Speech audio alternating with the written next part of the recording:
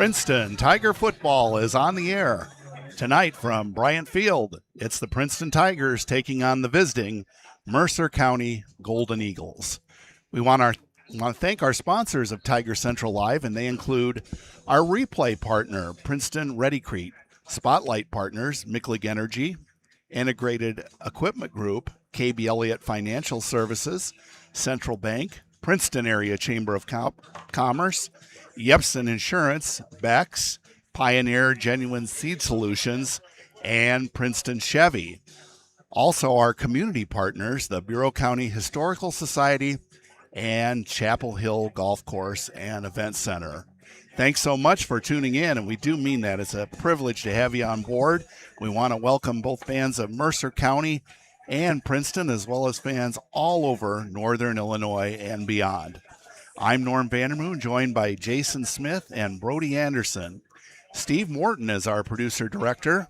Veteran cameraman Steve Gray is on hand. Also, sophomore Alex Perry returns for another season on camera, and he will be joined by Om Patel, as our crew is all set to capture these high school football headlines as they are being made.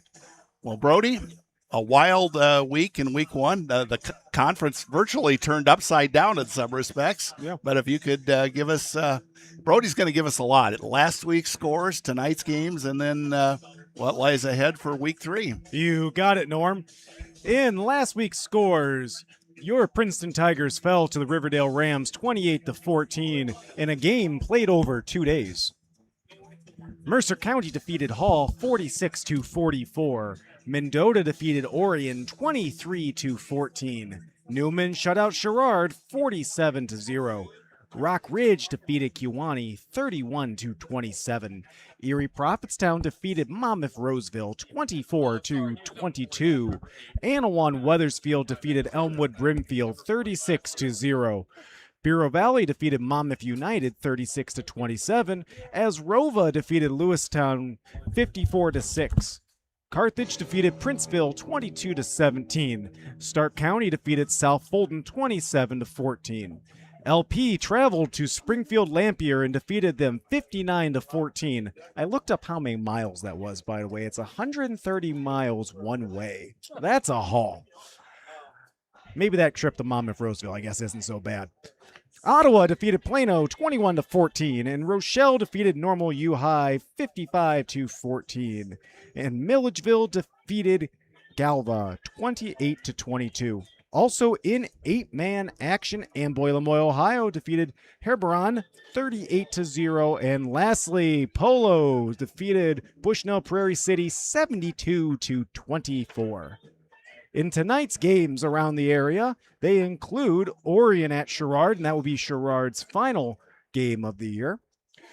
Riverdale is at Hall, Newman is at Kewanee, Rock Ridge is at Monmouth Roseville, Erie Prophetstown's over at Mendota, Abington Avon is at Anawan Weathersfield, St. Bede is at Bureau Valley, Elmwood Brimfield is at Rova, Stark County is over at Farmington, LP is at Whedon Academy, Rochelle is at Geneseo, and then in 8-man action, Amboy Lamoille, Ohio is traveling to South Beloit tonight. Polo is at Cambridge, and lastly, St. Anne is at Galva.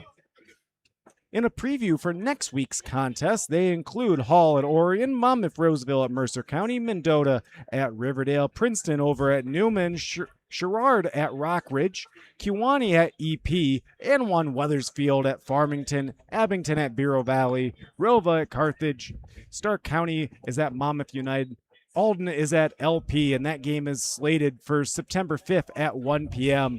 And then in 8-man action, Amboy Lamoille, Ohio is at West Carroll, Galva is at Biggsville West Central, and lastly, Polo is at River Ridge. A lot of great games going on tonight, and we got a lot of great games here next week, but dare say the best game is actually going to unfold right in front of us.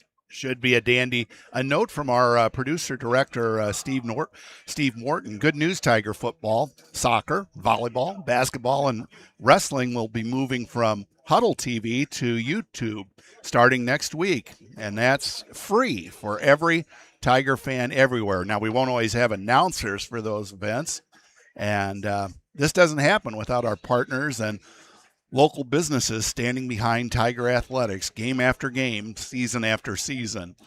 To every one of our Tiger Central Live partners, thank you. Every sport, every Tiger home game, right here on Tiger Central Live and right here on YouTube. Schmitty, Brody, I think that is indeed good news. Absolutely. It's exciting times for Princeton High School. And, when you have a whiz behind the whole scenes of Steve Morton, he can make anything happen. And it's just that. There's more to follow other than that. More news tonight, but we'll get that in a little bit. All right. Well, Schmitty, I want to turn to you. First of all, it was great hearing you on the radio last week. And, an interesting two-day ball game, huh? Yeah, it was nice of 99.3 WAJK to ask me to come on, fill in for Jeremy Reed, and it was fun and brought back some old memories calling on the radio back in the day. But with that being said, the Tigers just came up short. But what I loved about it is what improvements you saw from Friday night from the Tigers to just Saturday, and just we'll say a half a quarter. We'll say, I thought there's some little things. If they cleaned up some little things in that contest, they probably come victorious. And, I think Coach Pearson came away pleasantly surprised, or not surprised, but pleased, I would say, on the outcome of, not the outcome of the score, but how the kids didn't quit, how they can tidy up just the little things. They're a young squad out there full of sophomores and juniors with some sprinkling some seniors. So they're pretty young out there, and they're battling against a bunch of seniors last week. Riverdale's a tough opponent, and I think they're gonna prove themselves over in the Rock Conference, and they have a little chip on their shoulder. They had some success last year, and they brought almost everybody back from last year to this year in that playoff team. So Riverdale's no slouch. They'll be somebody to reckon with, and I think the Tigers did a nice job in week 1 against them. And I think, the Tigers going into week 9 against the Riverdale, probably be a closer contest. Yeah, Brody read those scores. Of course, Kewanee, up until about 2 or 3 minutes to go, had a lead over Rock Ridge. Well, they were up 22-0, Norm, at one time. I wasn't aware of that. Yeah, wow. It was crazy. And I guess Kewanee's got a heck of a freshman quarterback over there, just unbelievable. Probably took Rock Ridge by surprise a little bit. And Rock Ridge squeezed that out. Even Mercer County, I think they were down almost the whole way to Hall until the end there, and they came out victorious against the Hall Red Devils. So you're coming from a 2-7 squad last year to a 1-0 team, and their confidence is booming right now. And another one, EP over Monmouth Roseville, maybe a milder upset, but nonetheless a good win for the Panthers. Yeah, maybe. I think EP brought a lot of people back from last year. I think they had some high hopes. I know that they worked hard and dedicated themselves in the summer. I work up in that area a lot, and the people around there are buzzing about that team, and they're thinking that they can do something special this year. Yeah, and some people might be saying, well, yeah, Princeton just destroyed Erie Prophetstown at the end of the year. And we know it's part of the game, but they were really, really banged up. But, yeah, they have some familiar faces back.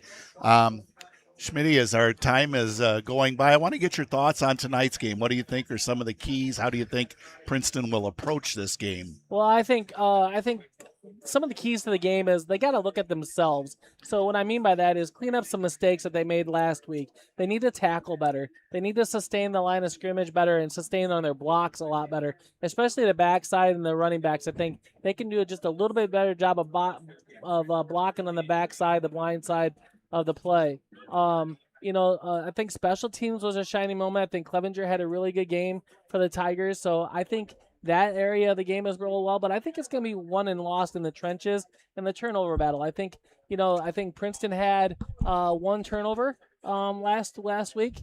They had a turf monster get them a couple of times. I think that was unfortunate. So if they clean up those little things and win the line of scrimmage, I think they come victorious tonight. By the way, you mentioned Braylon Clevenger. Did you ever see a better placed onside kick in all your life? I'm telling you, the kid works at it. He practices at it. And he tells me during the summer, because he's a basketball kid, he goes, I'm not just a pretty kicker, coach. I work at that. And he's right. Like, he can do some things with that football that you've never seen before, and he proved it there on Saturday. Brody, if you would, we were talking a little bit about Riverdale. Can you give us those 2A rankings. It's on right about where your thumb is, or should be pretty close. Yeah, so the Peoria Journal-Star released the rankings here, and what we have in 2A currently, number 1 is Wilmington that received 12 votes. 2 is El Paso Grinley. 3 is Mora Forsyth. 4 is Tri-Valley. 5 is Sterling Newman. 6 is Aurora Christian. 7 is Farmington. 8 is Westville. Nashville is at 9, and lastly, rounding out the top 10 is Rockridge. And then if you could give us 1A as well. Yeah, sure. Over in 1A, Lena Winslow is first, followed by Brown County, Calhoun, Camp Point Central, Hayworth, Stockton, Oakwood, Arthur, Lovington, Atwood, Harmon, and then Anawan, Weathersfield, and rounding out the top 10 is the Forreston Cardinals. Okay, did Riverdale, did you notice, were they in like receive votes or something like that? You know, Norm, because I was thinking I saw their name, but that's okay. They were. They received 7 votes. Like Schmitty said, they're worthy. Yeah, they received 7 votes. Eastland got 4, Central A&M got 3, and then the St. Teresa Bulldogs had 1. All right, well, we're not too far from details on the umpires tonight? Referee, linesman? Sure. Our referee tonight is Chris Smith. Schmitty, you might be better served at that if you know these guys from basketball at all. The referee tonight is Chris Smith. The umpire is Tyrell Coulter. Linesman is Jason Danner. Line judge John Meixner. And back judge is Marcus Nache. All right, so Steve, we are ready to turn it over to the field.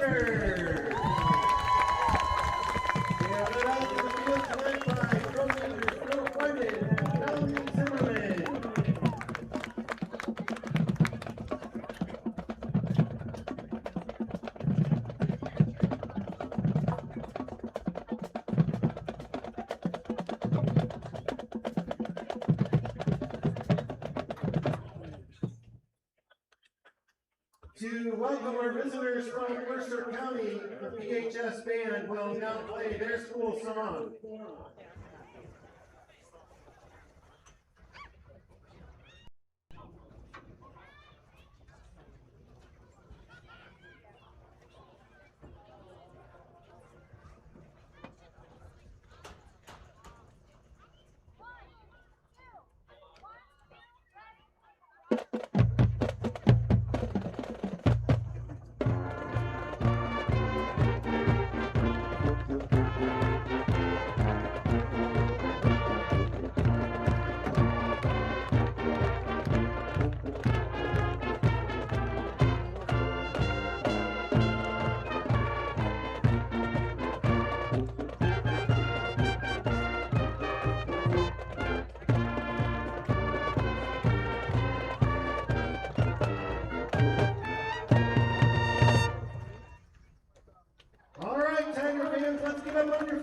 Show your blue and white pride as the PHS band plays Princeton Loyalty and our fight song. Let's win this game.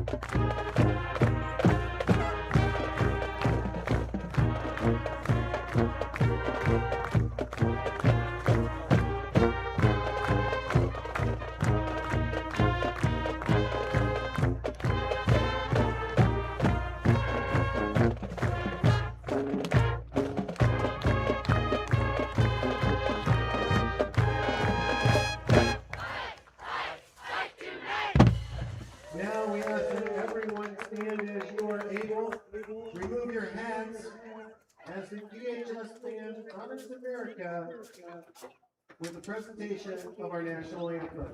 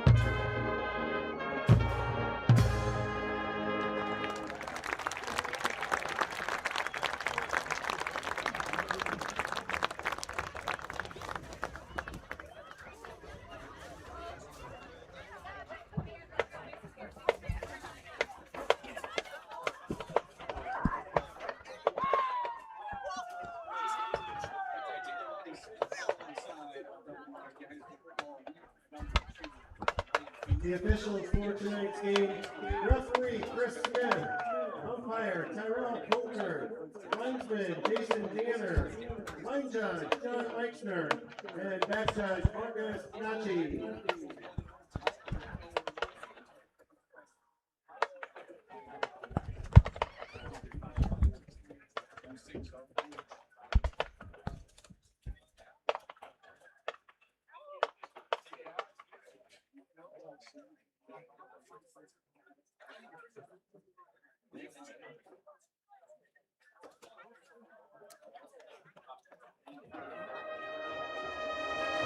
Tiger fans, please welcome your 2026 Princeton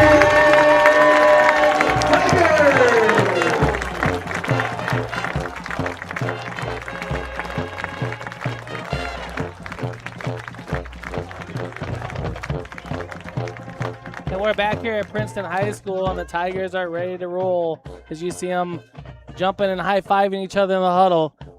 We got some exciting news tonight. Home and visitor rosters are now available on Game Day digital programming. View live rosters and schedules for all PHS athletics. Visit phs-il.org/gameday today. And as you can see on the screen, you can scroll to fall sport, click on football, and you can scroll up and down for the Tiger roster. You got the schedule if you swipe over, and if you swipe over, you got the Mercer County roster. Up and down is where you can follow their rosters as well. And you swipe over again is the PHS schedule. It's so awesome. You can scan a QR code anywhere in the school, anywhere you see that on the school, and it'll get you right to the website to get to all your roster needs all year long for any sport. It's a pretty cool feature that we have here. Let's go into for the home team, Princeton Tigers. They're 0-1, coached by Ryan Pearson. Enrollment of 480. Last week lost to Riverdale 28-14. Next week this week we got Mercer County, obviously. Then next week we're at Newman. September 11th at Monrose. Friday is originally supposed to be home against Girard. I think that's TBD probably right now. They might reschedule that. They don't know yet. But last week versus Riverdale, Tigers had 19 rushes for 140 yards in the fourth quarter. Jack Oster had a big 68-yard touchdown run in the fourth quarter. And PHS rushed for a total of 227 yards in the game. Brenda Emmett had 21 carries for 100 yards and a touchdown. And then Braylon Clevenger had that great onside kick. Mercer County, who is 1-0, enrolled, coached by Fred Lucas, enrollment at 372, beat Hall 46 last week. Sophomore Eli Boswell rushed for 63 yards and 3 touchdowns. Also scored the game-winning 2-point conversion. Quarterback Camden Link went 4 for 10 for 88 yards and 2 touchdowns. Mercer County has won 4 IHA state football championships in the past: 98, 01, 02, and 2012. Alito is 87 miles from Princeton. So as you know, Norm, the Eagles, the Golden Eagles, have a rich tradition of football. They do indeed. We're about set to get this one underway. Braylon Clevenger set to kick it away.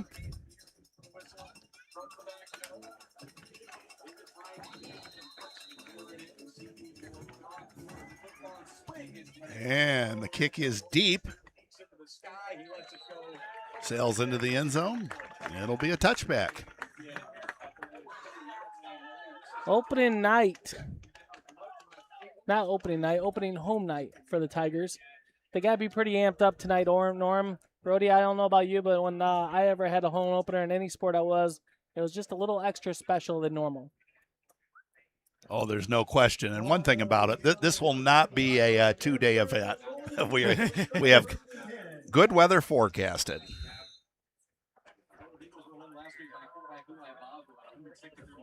First and 10 for the Eagles. They rush for over 300 yards in their opener, and this play well contained by the Tigers.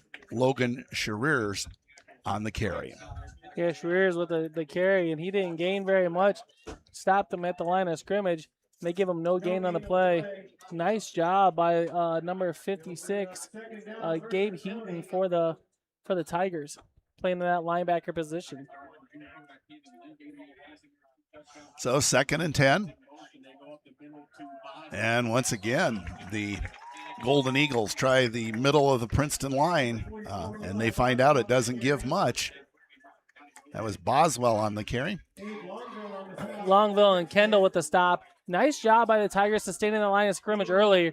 Let's look. Make sure you're looking for the pass. D-backs beware, and linemen, make sure you watch the ball. Cannon Link. Not going to pass. They're going to keep it on the ground and come up well short. Schereers once again on the carry. It'll bring up 4th down. So a good job by the Tigers of holding them to 3 and out. And now the Golden Eagles have to punt. See if the Tigers can capitalize on the field position here. The quarterback, Cannon Link, is also their punter. But I don't expect him to be taking any risk here. Good snap. And the punt is away. And the Tigers are just going to let it roll, where it'll stop at about the 40-yard line. Looked like the Tigers had a punt return set up to the left, and Caldwell, it was punt to his right, and he says, I'll just let it roll, and we'll live to see another day. Brody, you got anything for us? I know we don't have any scores in yet. But No, but I do want to say you mentioned earlier that Riverdale affair lasted 2 nights. Well, I know Sterling and Metamora played that night, and that game started a little after 10 o'clock, and I think Metamora made it back home after a loss at about 3 o'clock in the morning. Hopefully they found Denny's on the way back. Well, some people may ask, why play so late? But, it's hard lining up officials and stuff like that, so that plays into it. Whether or not that was too late, you're welcome to have your opinion. It was the latest game in both Sterling High School and Metamora High School history. Tigers keep it on the ground. That's Reese Pearson for a short gain, and a penalty flag comes out.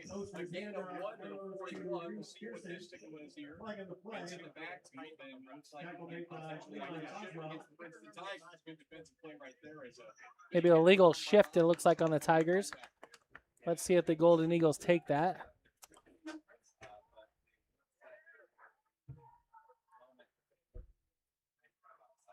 They will. I think it should be just a 5-yard penalty, Norm. I'm thinking the same thing myself. So, yeah, it's definitely a decision to be made. You stopped them cold. Do you accept the penalty or not? But they will. They'll bring up another first down situation.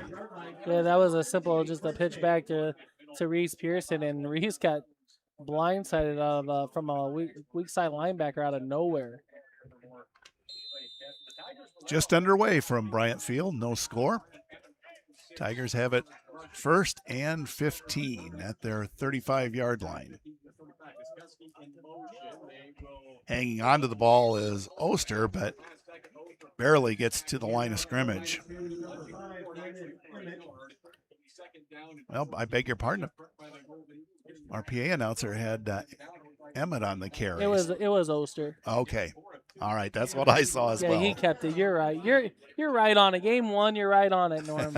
Well, what's that about a stop clock? But anyway, 2nd down and 14. I'm referring to myself on that one as the Tigers give to Aiden Iguchi. He's sweeping wide. And the Golden Eagles with a tackle for loss. Yeah, it was a great job by the Golden Eagles. You know, on an outside pitch like that, you have to be able to set the edge, and the Golden Eagles did just that. And a loss of, we'll call it a loss of 1 on the play for Iguchi, but the Tigers got to do a better job of sustaining that line of scrimmage just a little bit longer. Well, Schmitty, you're well familiar. Nothing lacking in Jack Oster's arm. He has a great one. He does. Will they throw? Oster is back to throw. Fires downfield. He's got a man. It's good for a first down and a whole lot more. Down inside. And now the ball comes loose and is recovered by Mercer County. Deacon Gutschall with the reception. But a fumble, and Mercer County takes over. So Deacon Gutschall, that was a great pass, great route development, nice block up front by Landon Kendall up front, and Deke's just trying to make a little bit more out of something. And that Mercer County, I mean, the kid never quit, came back and made the tackle and knocked the ball out. So Mercer County back in control. Up the middle it goes. It's Boswell. He had a big week last week. Well over 100 yards, and this time he picks up about 3 or 4. They're even going to give him 5 on the board. We'll go with that. 2nd and 5.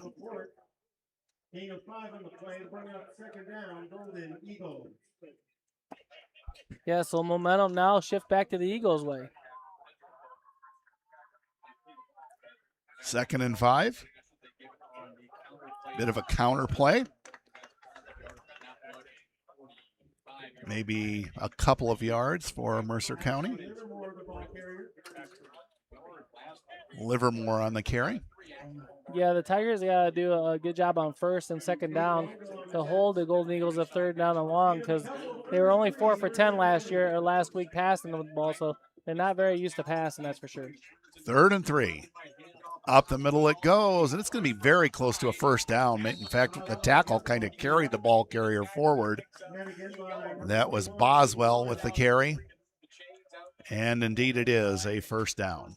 Yeah, Boswell had all of his momentum going forward, and Luke Laporte there, the tackle, just tackled him ahead of the line of scrimmage. Can't fault him for that, just making a play.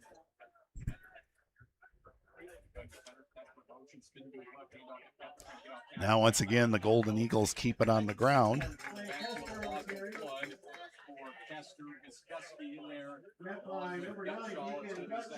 Great job of Gutschall and Guskuski there on the tackle. Number 66 as well for the Tigers. Jack Heaton on the tackle as well. Clay Custer on the carry for Mercer County. 2nd and 11. Already 4 different running backs running the ball for Mercer County. Man in motion. And that play just absolutely botched. Ocampo on the carry, but he had no chance. Well, Ocampo just basically came on a jet sweep, was handed off to him, and he just slipped on the turf. He lost 4 yards in the play. Benefit for the Tigers, but again, Mercer County, that's number 5 running back that touched the ball tonight early on in this first quarter. So you can't key on Boswell, but these other guys are getting the ball just as well. Absolutely. Good point. So 3rd and 15. We have yet to see them go to the air, and that's going to change unless he gets sacked. And he is going to get sacked. That's Luke Laporte, ladies and gentlemen, and he did a great job. He's got good closing speed. Just did a nice job of reaching his paw and just throwing him down to the ground. A loss for another 4 yards in the play. Yeah, if Luke gets a hold of you, that's the end of it. That's for sure. So good job by the Tigers withstanding this turnover early on. Well, with only one pass in this game, this quarter zipping by as we're down to about 5.5 minutes to go. No score. Link to punt it away. It's a good snap, and the kick is away. And this time the Tigers will get a return. And it's Caleb Caldwell on the return, getting up to near midfield. Yeah, good return by Caldwell. Decided to field this one, and he's got a lot of speed, a lot of length to him as well, and he's very elusive, so makes one guy miss and probably run to, probably 10, 12 yards in the play. Great job, but great punt return by Caldwell. Brody, you got anything? Yeah, looking at the out-of-town scoreboard real quick here. Polo has an early lead over Cambridge, 8-0, and Newman has an early lead over Kewanee, 7-0, with about 7 minutes still left to play in the first. I know Kewanee, their schedule to begin the year, it's like, the 4 toughest teams in the league. That's what they start out with. It's a tough schedule. Reese Pearson on the carry, gets some good blocking. And this is a nice gain on first down into Golden Eagle territory. What I liked about that play was how the backside was very much contained, and that's where that play was not developing last week. And so far, I've seen a lot of positives on what we fixed from last week to this week. Give Reese 6 on that carry. 2nd down and 4. The ball at the 47 of Mercer County. Oster looks to throw. He has a man, and the pass is complete. That's Luke Laporte. Should be enough for a first down.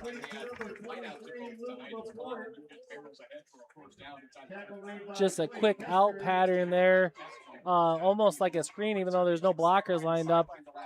I think that might be either a call play or an audible play. If Jack sees so many defensive backs backed off, Norm, just throw that ball to big Luke Laporte and see what he can do with it. Yeah, like if you're going to give it to us, we'll take it. 1st and 10 for the Tigers at the 42-yard line. On the ground it goes. And that's Caleb Caldwell on the carry. Yeah, great tackle by Quam there, because Caldwell might have had some daylight if Quam wasn't there. But he made that shoestring tackle. Actually, it was a nice form tackle for no gain on the play. I was listening to a sports talk show the other day, and they were talking about, with football, you talk about offense, defense, special teams, turnovers. And the last one they mentioned is what's probably going to be the key tonight, explosive plays. Who can break that long 50-yarder or whatever. Up the middle it goes. That's Emmett on the carry. That's Emmett's first carry after being a workhorse last week. It's a big 3rd down, not necessarily to get first down here, Norm, but I think it's a big first down and get as many yards as you can up to the first down yard marker. So what I'm saying is probably get 5 is your number, 5 or more. If you get 5, bring it up to 4th down and 2 or shorter, I mean, that's what you want. Oster comes away from the sideline with the play. Jack played shortstop in baseball, and I mean, he could throw runners out from deep in the hole at short. That kind of underscores what a good arm he has. Oh, well executed by the Tigers. And they're going to get what you mentioned, Schmitty. Aguchi on the carry gets him to within about 1 or 2 yards. Yeah, all that was is kind of an option play where they took it from Emmett's stomach and then pitched it out to Aguchi, and Aguchi made a nice miss, made the Golden Eagle miss, and then picked up 5 yards on play. Bring down 4th down and 2, a manageable 2. And let's see if Let's see if the Tigers go with the old offsides trick. Interesting point. Clock nearing the 2-minute mark to go in the first period. Still no score.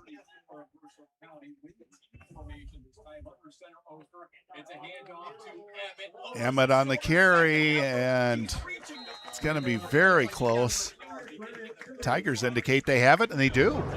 Yeah, Emmett, he's got such a good low sense of gravity. Stays on his feet there at the initial and surges forward. Because he's so low, his momentum always carries forward and always gains that extra yard or two. Great job by Brendan Emmett right there.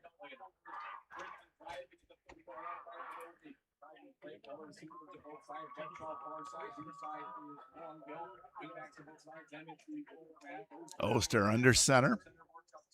Looks to throw. And his pass is complete. Going to be very close to a first down. Caleb Caldwell pulling it in. No, that's Deacon Gutschall. Beg your pardon. It is Gutschall. My mistake. That's Deacon's second catch in the day. And Jack Oster so far is 3 for 3 for 43 yards. And if anybody saw that coming, I think they're crazy. They're crazy.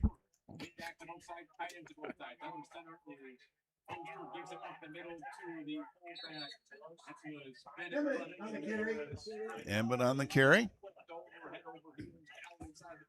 Yeah, just a tough nose run by Brennan Emmett. Picks up a good 4 yards in the play to bring it down 2nd and 6. These Tigers, the offensive line is doing a great job right now, surging ahead. And the running backs are running hard, blocking as well. And Jack Oster's just been on point so far. Oh, absolutely. And, you know, the defense, they just can't key on the run. Jack's doing a good job throwing the ball. Nearing the end of the first period. Wow. 2nd and 6. Good gain on this one. Emmett on the carry. Down to around the 11-yard line. I thought they were going to give it to him, but they didn't. Be a 3rd down and 1. But again, a manageable 3rd or 4th down right here, right? Right. And will the Tigers snap the ball before the quarter's in? They approach the line of scrimmage down to 4, and they will. Pearson on the carry. He's got the first down, and that'll put the Tigers inside the 10-yard line.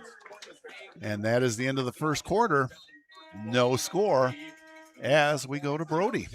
Speaking of scores, looking at the out-of-town scoreboard real quick here, Riverdale leads Hall 13-0, Newman over Kewanee 7-0, Rock Ridge over Monmouth Roseville 6-0, and then down in 8-man action, Polo over Cambridge 8-0, and Galva over St. Anne 8-0 as well.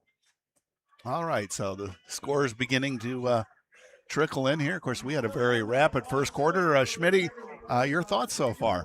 I think, you know, it's been a pretty clean game for the Tigers for the most part, other than that fumble from Deacon Gutschall. But, I mean, you got to credit both kids. You got to credit Gutschall for trying to gain some extra yards. Yeah, great.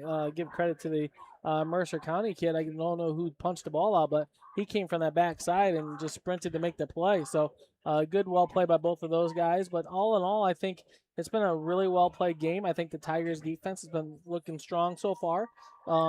They're actually holding Mr. Boswell intact so far. He's only got 10 yards on 3 carries.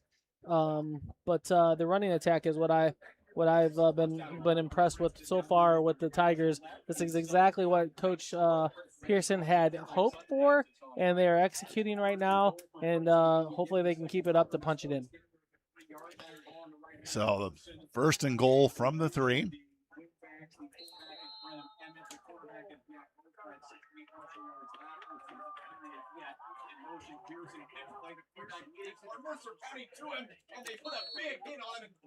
Trying to see who's at the bottom of that pile, Schmitty.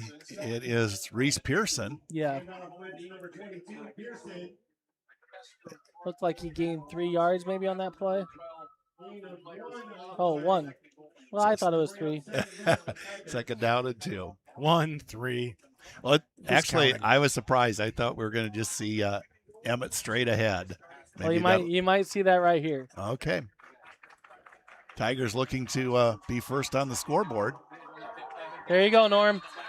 And it is Emmett for the touchdown with 11:22 to go in the second quarter. Princeton moves ahead 6-0.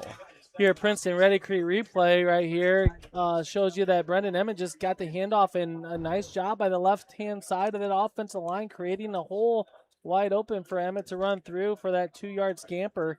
Braylon Clevenger back to kick the extra point. You know, oh, hold on. Good snap, and Clevenger's kick is good. 7-0 Princeton. And go ahead, Brody. No, I was going to say here, speaking of Tigers, right? Fun fact. Do you know Coach Fose's son, Grant, of course, who played at Illinois Wesleyan, had a great career over there, is the new head coach over at Kokomo High School in Indiana. They are actually playing a team from Indiana tonight, Terre Haute. Good luck to them in his start of his coaching career. Yeah, absolutely. Grant was a great kid, or is a great kid.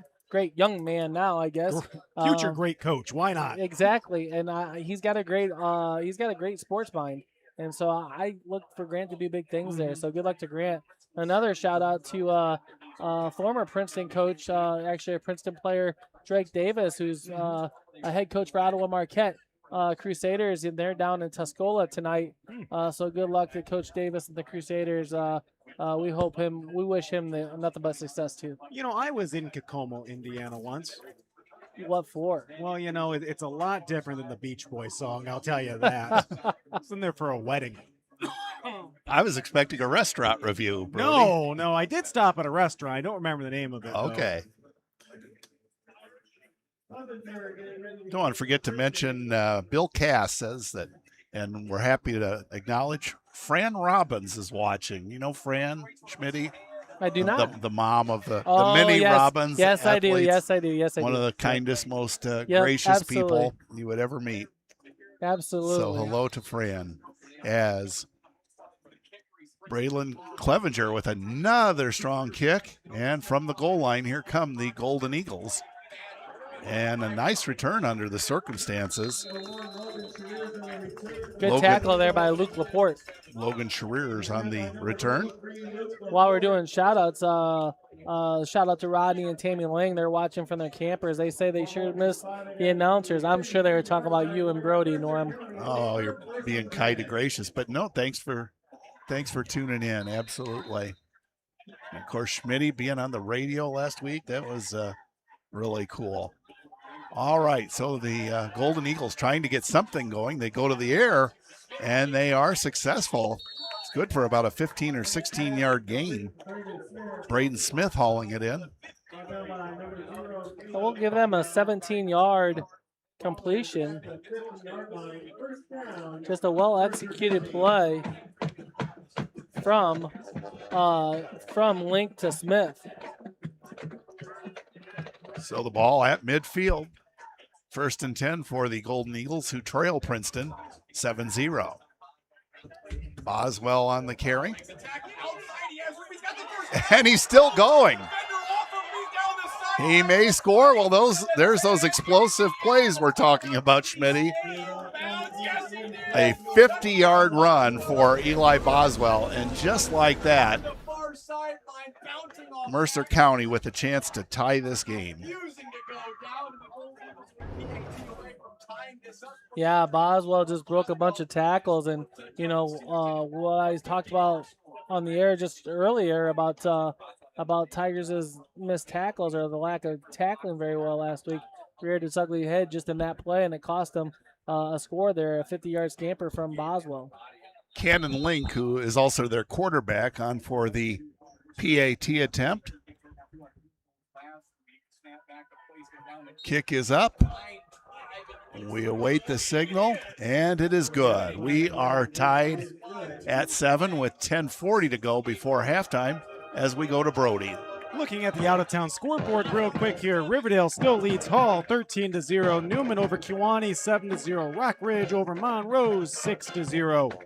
In 8-man action, Polo leads Cambridge 8-0. Galva leads St. Anne 8-0. And then Rochelle is trailing Geneseo 6-0, and Hansberry is losing to Sterling 21-0. Brody, we got a moment. You want to share those 3A rankings? I know it won't surprise some people who's number 1. Yeah, no kidding here, Norm. We were looking at the 3A rankings here in the Peoria Journal-Star, and they include number 1 seed Byron, number 2 seed Icy Catholic, number 3 seed St. Joseph Ogden, 4 is Tolono Unity, 5 is Richmond Burden, 6 is Monticello, 7 is Williamsville, 8 is Olympia, and then we have a tie for 9th and 10th between Bishop, McNamara, and Vandalia all the way down south. Of course, Olympia, that's where Kevin Hieronymus went to school, and we certainly wish Kevin well and thank him for his many years of service and many articles in the BCR and News Trib. Link to kick off. Short kick.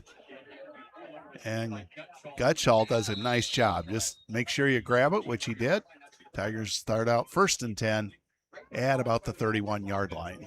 Deacon showing some hands. I'll have to get after him after tonight because I didn't see that coming. He's got 2 catches for 38 yards, and showed some hands there in the kickoff too. Well, after no score in the first period, these two teams have cranked it up considerably in the first minute and a half of the second period. Both teams have put 7 on the board. Yeah, Golden Eagles wasted no time answering back within a minute of the Tigers score, so it could be a seesaw battle, that's for sure. Just to mention, Mason Scruggs, the starting tackle sophomore for the Tigers, is sitting this one out tonight, and Ethan Turpin, the freshman, filling in for him. Tigers keep it on the ground. Is that Reese? It is. Reese Pearson on the carry. Yeah, Pearson on the jet sweep. Just had to make number 1, Logan Schreers, miss, and he did just that. And Schreers did a nice job forcing it out of bounds, but not before Reese got 3 yards in the play.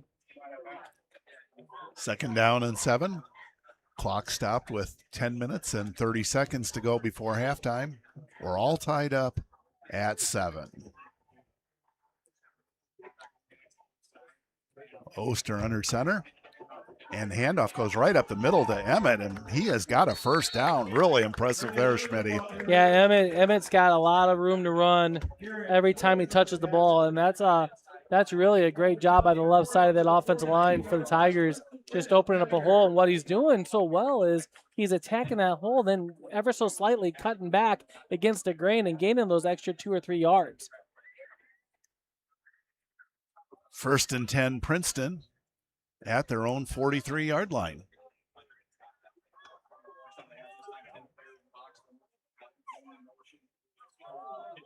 A pitch play, and good yardage on this, about 8 yards. That's Caldwell on the carry.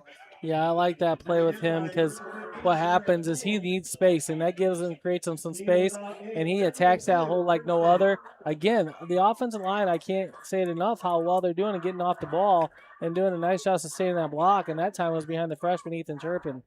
That carry puts the ball into Golden Eagle territory at the 49-yard line. 2nd down and 2. Under 9:30 to go before the end of the second period. And a counter play. This will net a first down. Yeah, I think that counter play would have went for a lot more if Landon Kendall didn't get in Caldwell's way. Kendall was blocking and blocking in front of him, and Caldwell just went right behind him and knocked him in the butt a little bit and went forward for 6 yards for a first down. Looks like we have timeout on the field, so Brody, we'll go to you. Yeah, we want to thank our sponsors here on Tiger Central Live. Our replay partner this season is Redi-Crete. Our spotlight I can't talk today. Let's try this again. Brody, take 2. Take 2 from the top. Our replay partner this year is Princeton Redi-Crete. Our spotlight partners are Michlig Energy, Integrated Equipment Group, KB Elliott Financial Services, Central Bank, Princeton Area Chamber of Commerce, Yepsen Insurance, Beck's Genuine Seed Solutions, and Princeton Chevy, and our community partners, our Bureau County Historical Society, and of course the fine folks over at Chapel Hill Golf Course and Event Center. I'll get it down by the end of the football season. Oster to throw, and the pass is complete. Tigers get it inside of the 35-yard line. Shepard Bear with the catch. Shepard's got some athleticism to him. I'm not surprised on that catch there. What I liked about it was a little screenplay. Basically, Reese Pearson going out the block ahead of Shepard, and it was almost perfectly executed, but a good job by the Golden Eagles to stiffen out, but not after the Tigers gain 8 yards in the play. Yeah, what's Jack? 4 for 4, 5 for 5? He is 4 for 4 with 51 yards. Beautifully done. Wow. 2nd and 2.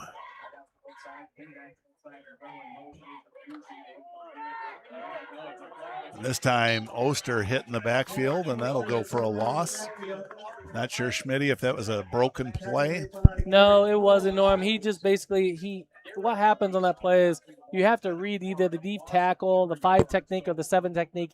I don't know which one he's supposed to key on, but obviously he read it where he should pull it, and he probably should have gave it, because right now they're not stepping Emmett, so just keep giving them the ball until they collapse down on him. Then you pull it, then you run, like you got that touchdown last week. So comment on this upcoming play, 3rd down and 6. Same sort of a deal, just get close for 4th down. Yeah, I think you got to give it to Emmett here, I think.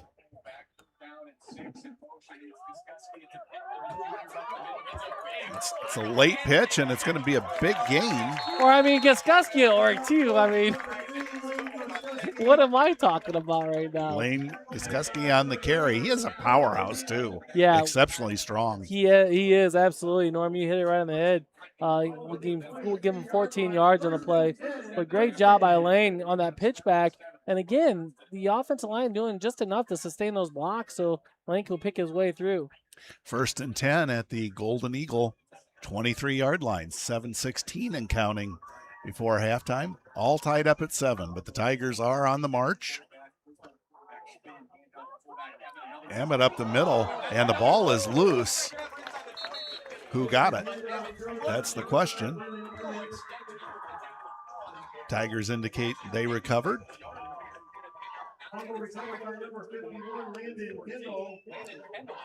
9 yards. I'll give him 9 yards on the carry. I don't know what exactly he fumbled the ball at, but we're just going to give him 9 yards. Landon Kendall on the recovery. Big play. 2nd and 1.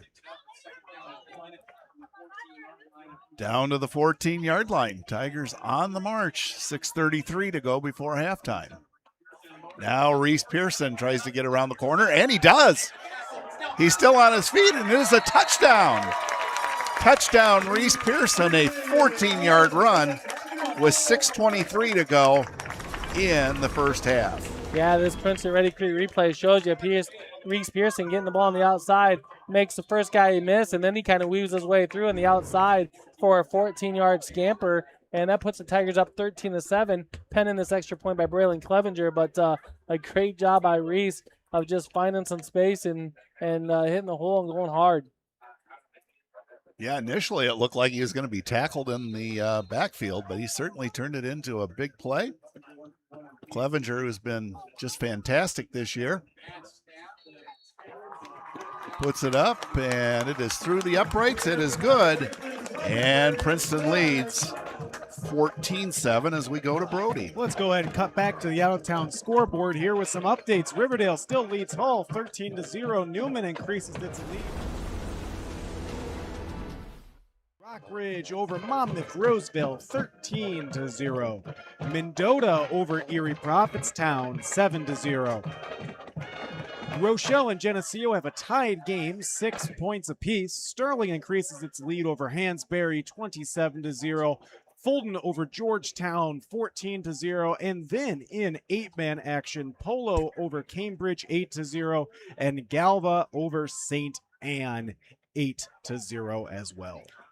Thanks, Brody. You know, it was interesting in there, Schmitty. Mendota, they won in week 1, and they're out in front again tonight. Yeah, I'm not surprised. I mean, former coach from St. Bede.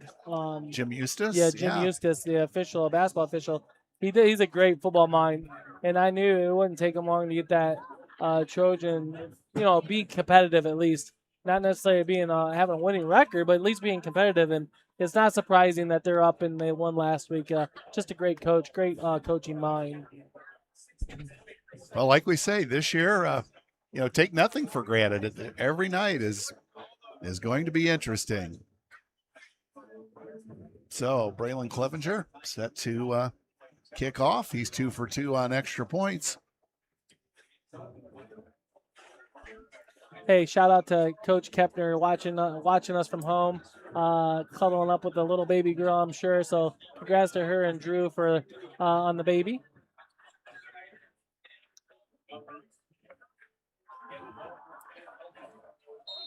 Clevenger to boot it away. And this one's going to sail into the end zone. It'll be a touchback. 1st and 10 at the 20 for Mercer County. Well, let's see if the Tigers can tackle Boswell a little bit better here this time. There was only one time, but that one time cost them a touchdown. So let's see what the Tigers can do here. Just looking, Schmitty, what year is Braylon Clevenger? He's a junior. A junior. Yep, junior. Just to talk about that extra point a little bit, Bryce Cochran did a heck of a job of receiving that bad snap and putting it down for Clevenger to get that extra point in. Great point. And the pass is on the way, nearly intercepted. Just when I talked about Deacon Gushaw's hands, he had one go through him. He had a pick 6 probably too. Deke, what do I do with these hands? I will definitely talk to Deke about that after the game. All in fun by choice. All in fun. Quarterback Cannon Link went over the sideline, and his coach probably said, "Don't do that anymore." Yeah, his coach probably got a few more gray hairs. I don't know if he has any now, but he does have some now. 2nd down and 10 for the Golden Eagles at their own 20. Boswell on the carry, and the Tigers limit this to short yardage. Gusky there, along with number 56 for the Tigers, Gabe Heaton there as well. So not before Boswell gains 5 yards in the play. Nonetheless, boy, if the Tigers could force the Golden Eagles into a 3-and-out and then score before halftime, Princeton I'm referring to, put them in good shape.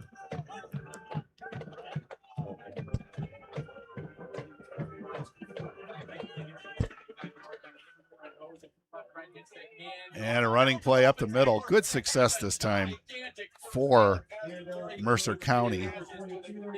Paxton Livermore on the carry. That's just the Golden Eagles' 4th first down in the game, but 3rd this quarter. But you don't need many when you can score a big chunk like they just did in the 60-yard touchdown. They have it 1st and 10 at their own 34-yard line. 5:26 before halftime.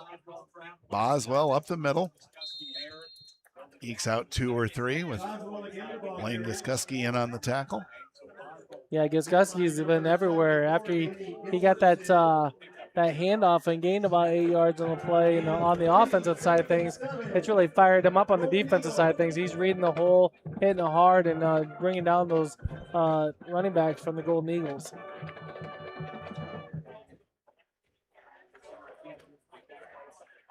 Link under center, and once again the Golden Eagles keep it on the ground, but with no success as the Tigers group tackle there on Clay Coster.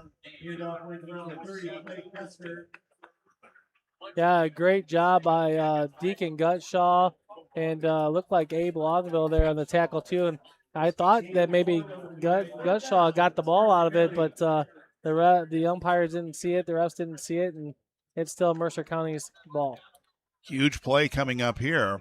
3rd down and 6 at the 37 of Mercer County. It's Boswell. He breaks one tackle and gets close to the 1st down, so decision time for Mercer County. And I don't really know that it'll be much of a decision, will it, Schmitty? Oh, wait a minute, though. Is that Boswell that's still down? Well, if Boswell's hurt, it might be a decision. Oh, Hmm. well, we certainly wish him all the best, and Absolutely. we'll go to Brody at this time. Yeah, hey, I want to go ahead and give another quick shout out here and another fun fact. Mr. Kate Odell, who's attending Dordt University, is part of a traveling team who is currently playing in Indiana at Illinois Wesleyan. Of course, Grant Foes is Altamata. So good luck tonight, Cade. Yeah, go get him, Kate. One of the better kids came out of the Princeton High School. You always liked him. Probably top 100 on my list. You know, I ran into him over the summer. He was in the high school, and I was asking him about how school was going, and he said he only got 1 B, and it was in some music appreciation class or something. And I go, I think you like music. You should get an A. I think you appreciate it. I mean, I don't I think don't know that's how- what that means. I don't know how you fail a music appreciation class or get a B or something. All right, so Eli Boswell walking off under his own power. So we're happy to see that.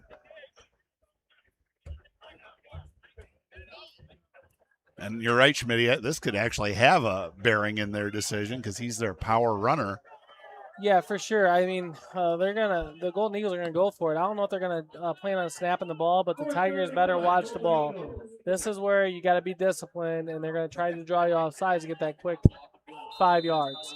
All right, so here we go, 4th down and 1. Boy, you called it, Schmidt. It looks like that's exactly what they're trying to do, draw Princeton offside.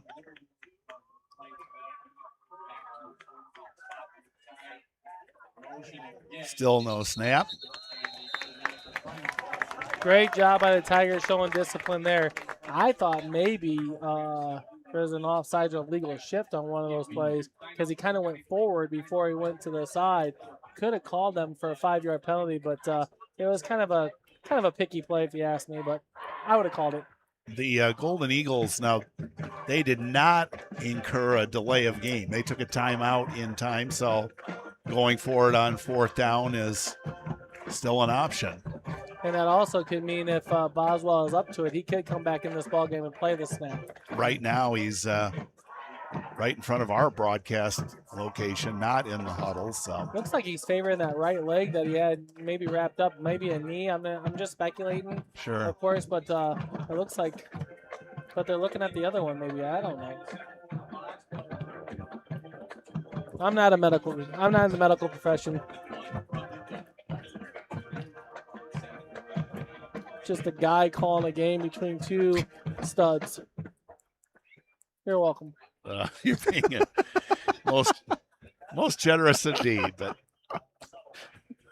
all right. You're welcome. So with Boswell out, what do you thinking, Schmitty? Some sort of counter play? I think they quarterback sneak it. I think that's the play you go to. We'll see.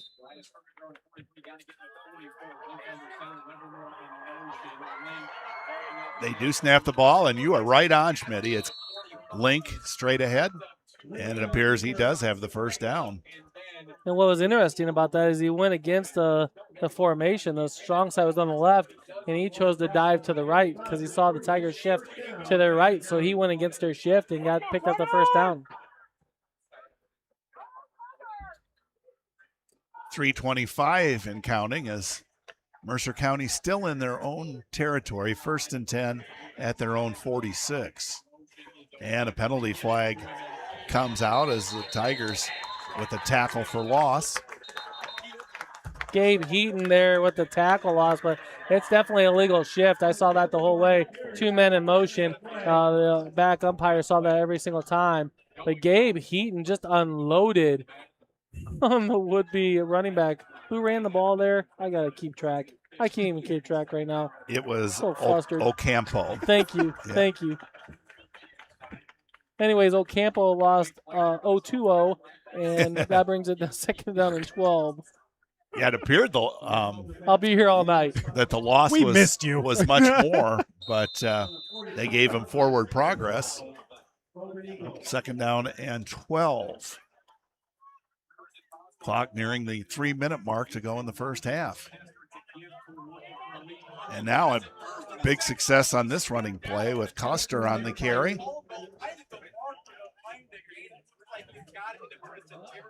I'm not a fan of how we just sling people around like that and tackle, because you always whip them around the forward momentum, and you had them at probably shy about 3 yards, and you just whip them forward 3 yards for the first down. We got the tackle, yes, but let's try to tackle them right at the point of contact. Absolutely. I gave them those extra yards, and it is a first down for Mercer County, now in Princeton territory at the 44. Oh, great tackle that time, as stop for short yardage is Ocampo. Yeah, that tackle is number 6, Jaden Cook. Jaden Cook did a great job of tackling, like you said, Norm. Came out of that back position and filled that hole very nicely to hold him to a 1 yard gain. You know, since Boswell's been out, they have not handed it to the fullback once.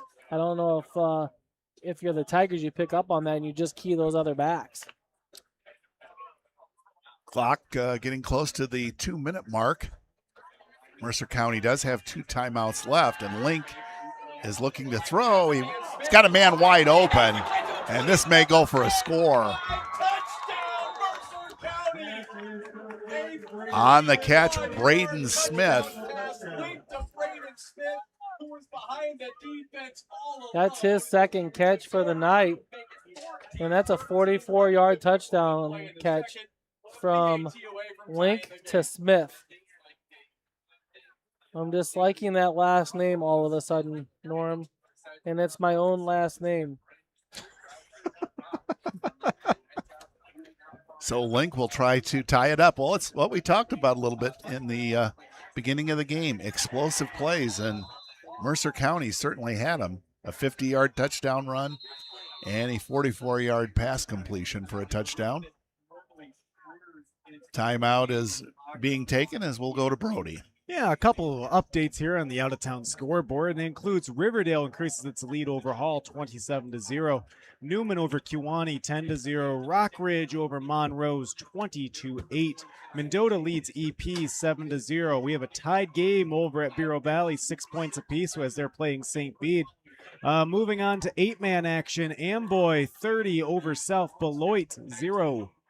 Also an 8-man, Polo over Cambridge 8-0, Galva over St. Anne 8-0. Moving back up into the big boys here, Geneseo over Rochelle 13-7, Sterling over Hansberry 27-0, and Dixon over Rockford Lutheran 13-0. All right, thanks very much for that, Brody, as Cannon Link moments ago threw a touchdown pass, is on to kick the extra point and try to knot this game up at 14 apiece. Shout out to the great Charlie Walker. It says, great job tonight as always. Thanks. Well, we thank you, Charlie. You're such a great guy. One of the best. Oh, for sure. As taking quite a bit of time to get this extra point in, aren't we? But it appears now we're ready. Good snap, good hold, and Link's kick is, we're waiting for the signal. It is good. We are tied up at 14. You know, I had mentioned the Dixon Dukes here. They actually received some votes in the Class 4A. They received 7 votes here. In 4A football, according to the rankings, includes Montini first, followed by Rochester, Morris third, Bloomington Central Catholic fourth, Cole City fifth, Breeze Central sixth, Cahokia seventh, Metamora eighth, Centralia ninth, and then Geneseo 10th, receiving 21 votes. Nicely done. Yeah, a lot of great programs there on that list, on that ranking list here. Journal Star did a nice article about that. Thanks for sharing this, Norm. Well, you betcha. I did want to mention it's certainly a sad thing, and please, if I'm leaving somebody's name out, there is no intent to harm anybody, but during the off season between basketball and football, we lost from Ready Mix, Keith Kane, who was a faithful fan. He was always very humble, anything I can do to help. Bill Smith with Beck Oil, always so supportive of our athletes and so forth. And there are a couple others I will mention, but we are ready for the Mercer County kickoff. Those guys will definitely be missed, Norm, that's for sure. Link to kick it away. Once again, it's a short kick. And the Tigers are going to wind up with some good field position. Bryce Brandt, the freshman. Tell you what, that kid's got some moxie to him, that's for sure. He played for me this summer in basketball, and you would have thought he was a junior or senior playing against all those older guys, because he did not back down whatsoever and had a great kickoff return right there. Yeah, just to finish in memoriam that I know of, Linda Petrowski, who was the grandmother of Ace and Augie Christensen. Also, Evelyn Fox, a longtime listener on WZOE. Evelyn was blind, but a faithful Tiger fan. And look at that pass. It's right on the money by Oster. And let's see, on the catch, Schmitty, it is Abe Longville, big yardage. A 23-yard pass reception to Abe Longville, and Jack Oster is throwing the ball right on the money tonight. Wow. Well, he has a tremendous arm, and it's coming in handy here with a little under a minute and a half to go. And actually, it's Mercer County taking the timeout. They want to get this straight. And Brody, I know it's just been a second or two, but we'll go to you. Yeah, thanks, Norm. I want to go ahead and see if I can do these sponsors for real this time. And our great sponsors on Tiger Central Live Brody doing sponsors. Take 3. Our replay partner, Princeton Redi-Crete. Our spotlight partners, Michlig Energy, Integrated Equipment Group, KB Elliott Financial Services, Central Bank, Princeton Area Chamber of Commerce, Yepsen Insurance, Beck's, Genuine Seed Solutions, Princeton Chevy, and then our community partners, and they are the Bureau County Historical Society and the fine folks over at Chapel Hill Golf Course and Event Center. You can find a link to all of their websites in the YouTube description box underneath the video you're watching now. All right, Brody, beautifully done. 1st and 10 Tigers at about the 34-yard line of the Golden Eagles. Yeah, it'd be nice if the Tigers could score. Don't forget about the leg of Braylon Clevenger as well.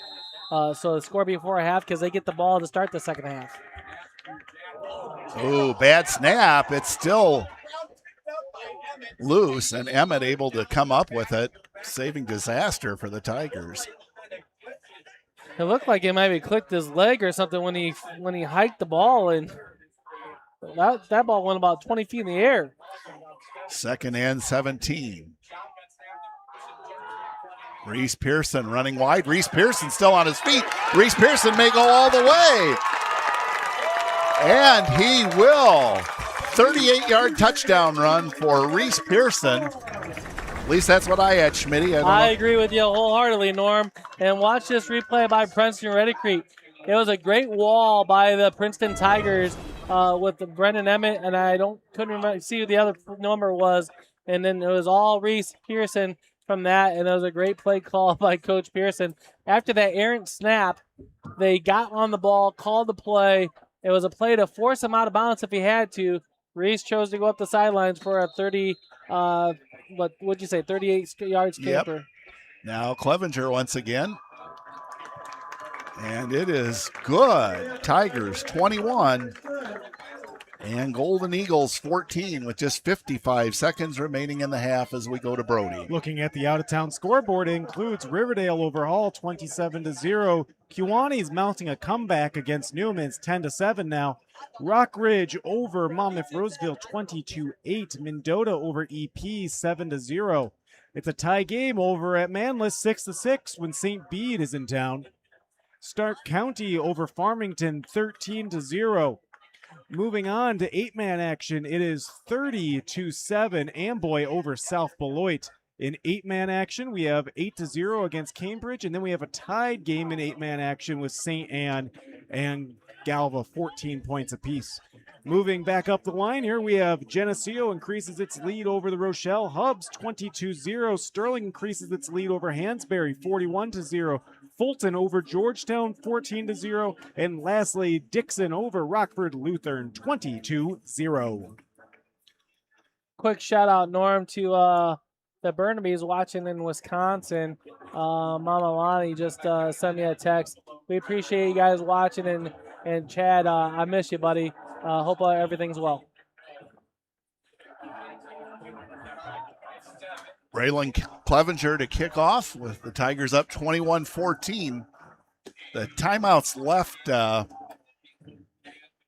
item on our scoreboard not working tonight, but I think Mercer County maybe 0 or maybe 1. So, and Clevenger once again with a great kickoff return. Returner stumbles momentarily, and he's going to be hit at about the 15-yard line. Ocampo on the return. Ocampo slipped, and he was met originally by number 36. Number 36 for the Tigers was Connor Kane, and I couldn't make out the other number as well, but a great job by the Tigers special teams. And, I mean, I would say if you're the Golden Eagles, maybe you try a play or two, and then you take a knee. Because the Tigers have got all 3 timeouts. So if you're the Tigers on the flip side of things, Norm, I think if you stop them with a loss or anything, you call a timeout. Just a short gain for Mercer County. Livermore on the carry. No gain on the play there for Livermore. Looks like, at least for now, the Tigers are not going to use a timeout. It's a big score. I can't stress enough how big of a score that was to close that half, because now the Tigers go in 21-14, make some adjustments when you're down there on the defensive side of things, and then you get the ball to start the second half. The Golden Eagles keep it on the ground, and oh my goodness, that was Kester on the carry, and did he take a wallop? And the first half has come to an end. Princeton leading. That was Noah 21-14. Gutshaw there with the tackle. He came out of nowhere, Norm, and made that tackle and made it hurt.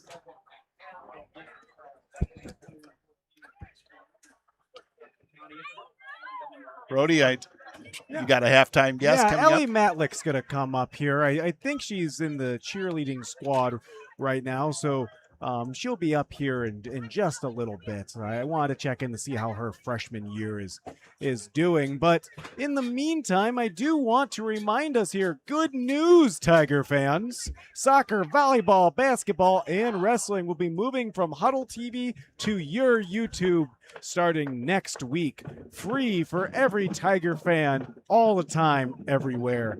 And it doesn't happen without our partners and businesses standing behind Tiger Athletics game after game, season after season.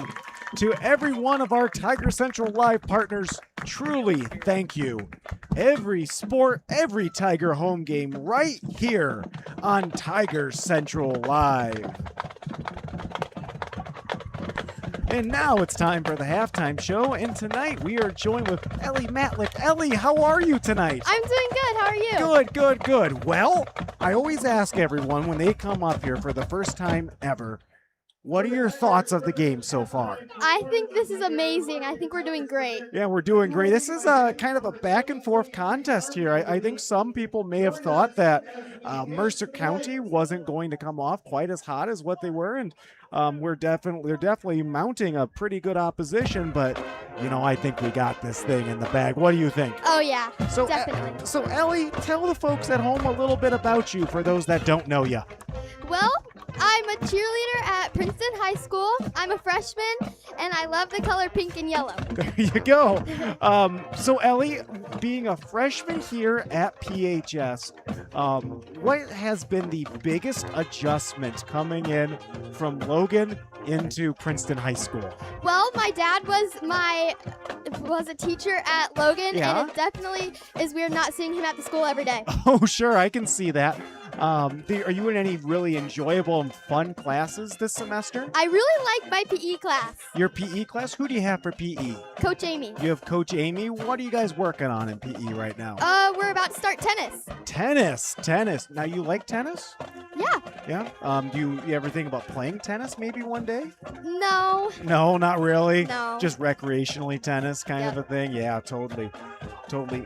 Tell the folks at home a little bit of the things you're involved in. So we know you're a cheerleader, but what else do you do? I'm also a golfer. You're playing on the girls' golf team, and that's great. Tell us your experiences being a first-year golfer for Princeton Golf. I think it's very enjoyable. I feel like the golf team is very open.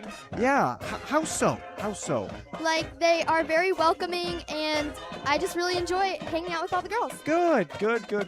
You making some friends on that team? For sure. Coach Passmore's not working you too hard there. No, No, he's great. He is. Coach Passmore is just a great guy. That's for sure. Now you've been getting a lot of practice here on the golf course. Are you doing much playing?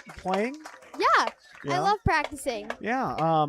Have you had any matches here on your end? Because I know the girls roster is kind of in flux a little bit. So are you getting much play time? Yeah, at home I am a lot. Good. And is your scores going down for that? Or are we making 3 putts here and we're getting in trouble? Definitely 3 Lots putts. of 3 putts. Yes. What's your favorite part about golf? Is it driving the ball? Is it putting? Is it iron play? What is it? I really like driving and a lot of the social part of golf. The social part. Can you hit the ball a mile? Just send it right down the fairway? Kind of. Kind of. Are we still struggling to find fairways? No, not as bad. I just can't get a lot of distance. Oh, that's all right. That'll come in time. So you're a cheerleader. Tell us some experiences you've had with the cheerleading squad so far this year. I feel like the cheer team is very supportive, and I love coming to cheer and seeing all the girls have smiles on their face. Oh, that's awesome. We definitely got some really great girls in the cheer program, and Coach Cochran does a wonderful job with that. And you know, we are truly blessed to have such a great program here at the high school. So let's see here. We're a freshman in high school. We're enjoying PE. What other classes are you enjoying right now? I'm really liking art. I don't know why. I With think Mrs. it's fun. Stites, what are you guys working on in art right now? Well, we just finished our drawing of all the things we love and for the future and the past. And I can't remember what we're working on now, but what were some of the things on that drawing project, things you love in the future and past? What are some things that you drew out for that? for the future, I put an Iowa logo because I really want to go to Iowa Oh, University. yeah? And then for the present right now, I put golf and cheer. Mm-hmm. And then for the past, I put the color pink because I've always loved pink. There you go. So you want to go to Iowa. Well, Yes. you have something in mind on what you want to study, what you might want to do one day? Anything that involves like younger childhood development. Oh, so like maybe teaching? Is that Yes, kind of what we're for sure. thinking? Cool. So on like kindergarten, first grade, or like Kindergarten. preschool? Yeah, kindergarten. Oh yeah. Oh boy, you're a lot braver than I tell you, it takes a lot of patience to be a teacher, and I think it takes even more patience to be a kindergarten teacher. I don't know if I have the patience for something like a kid having glue in their hair. I don't know. Well, that's wonderful, and you know, we definitely need more teachers, and Yes. and that's great. Would you like to stay around here if you got a teaching job, or would you like to go somewhere else? I want to stay close to home, but at the same time, I would love to adventure different places. Oh, sure, totally. And I'll give you a piece of advice, okay? And I tell everybody this who wants to go into teaching or go to college or whatever, you know, go out, experience the world a little bit, enjoy yourself, Yes. you know, try different things while you're young, and then you can always come back home if you want. And Yeah. it's, you know, no shame, no harm, no foul. And that's great. So I think you kind of have things in order here. Yes.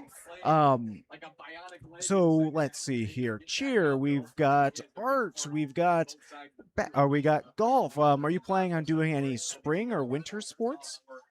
I don't know. I might join a few clubs, see Mhm. where those take me, but Yeah. I'm not really sure at the moment. Any clubs you have in mind right now?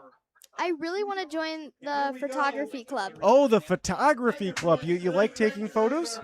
Yes, I love taking photos. I use my grandma's camera all the time. Now, is that a digital camera or an old-fashioned one you have developed the film in? Or It's digital. Oh, it's digital. There you go.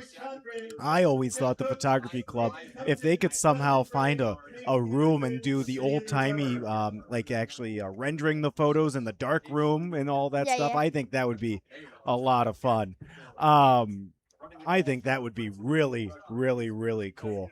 But no, the photography club's a great organization.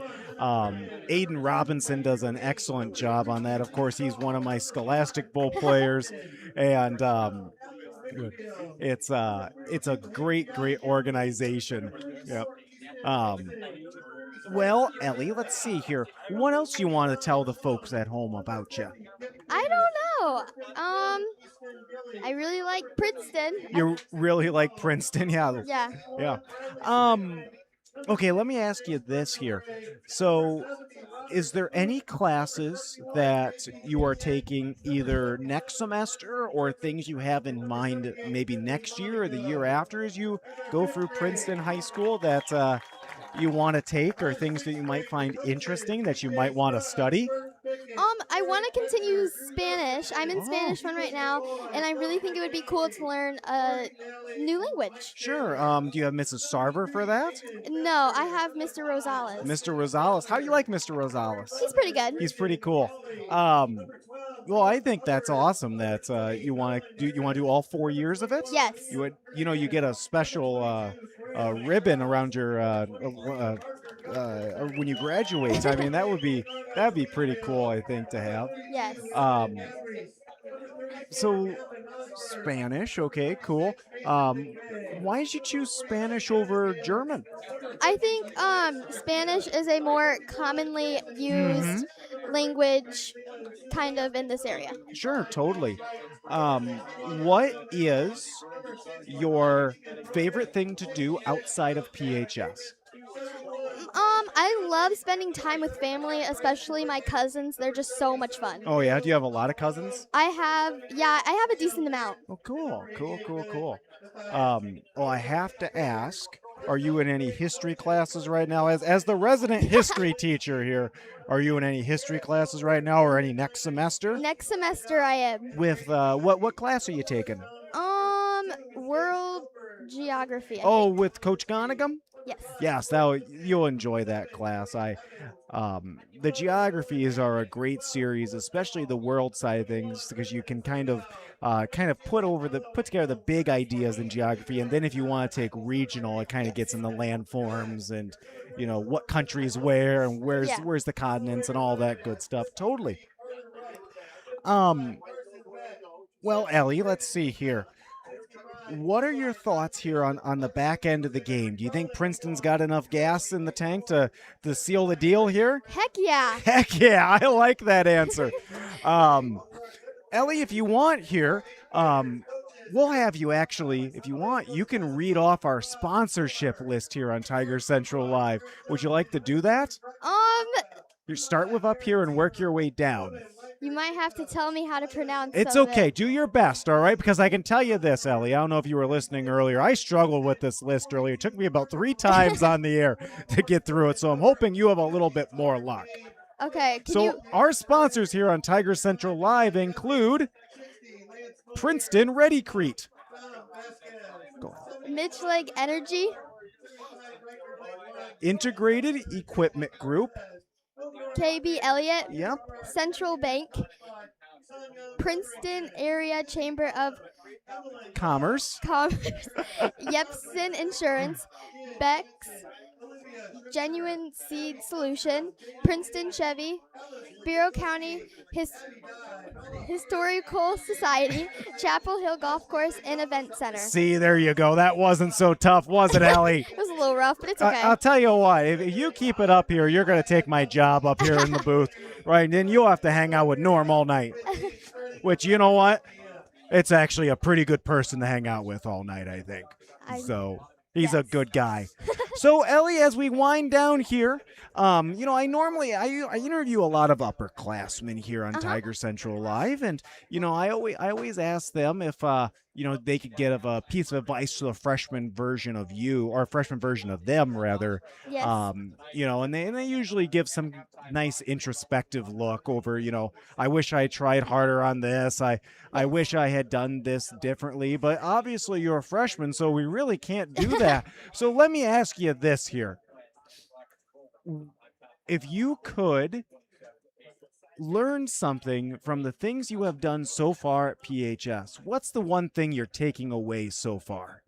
Like, what do you mean? Like, what's the one thing that you've enjoyed the most here? What's the one thing that you wish maybe you could have done differently in the first couple weeks? If you could, I guess, give a piece of advice to you a couple weeks ago, what's something that's gone right? Be excited and not so nervous, because high school is such a fun place. It is a fun place. And you know what? You do this thing once and then it's done with. Yes. Unless you become a teacher and then you come back.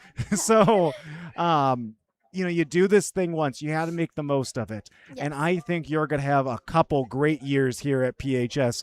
And I think no sure. matter what you do, you're going to have a fun time with it. Yes. Whether it's cheerleading, golf, photography, or anything you put your mind to. Yes, So, for sure. Ellie, thanks for stopping by. Great job here. And I'll tell you what, you might end up with my job here reading the sponsorships by the time it's said and done.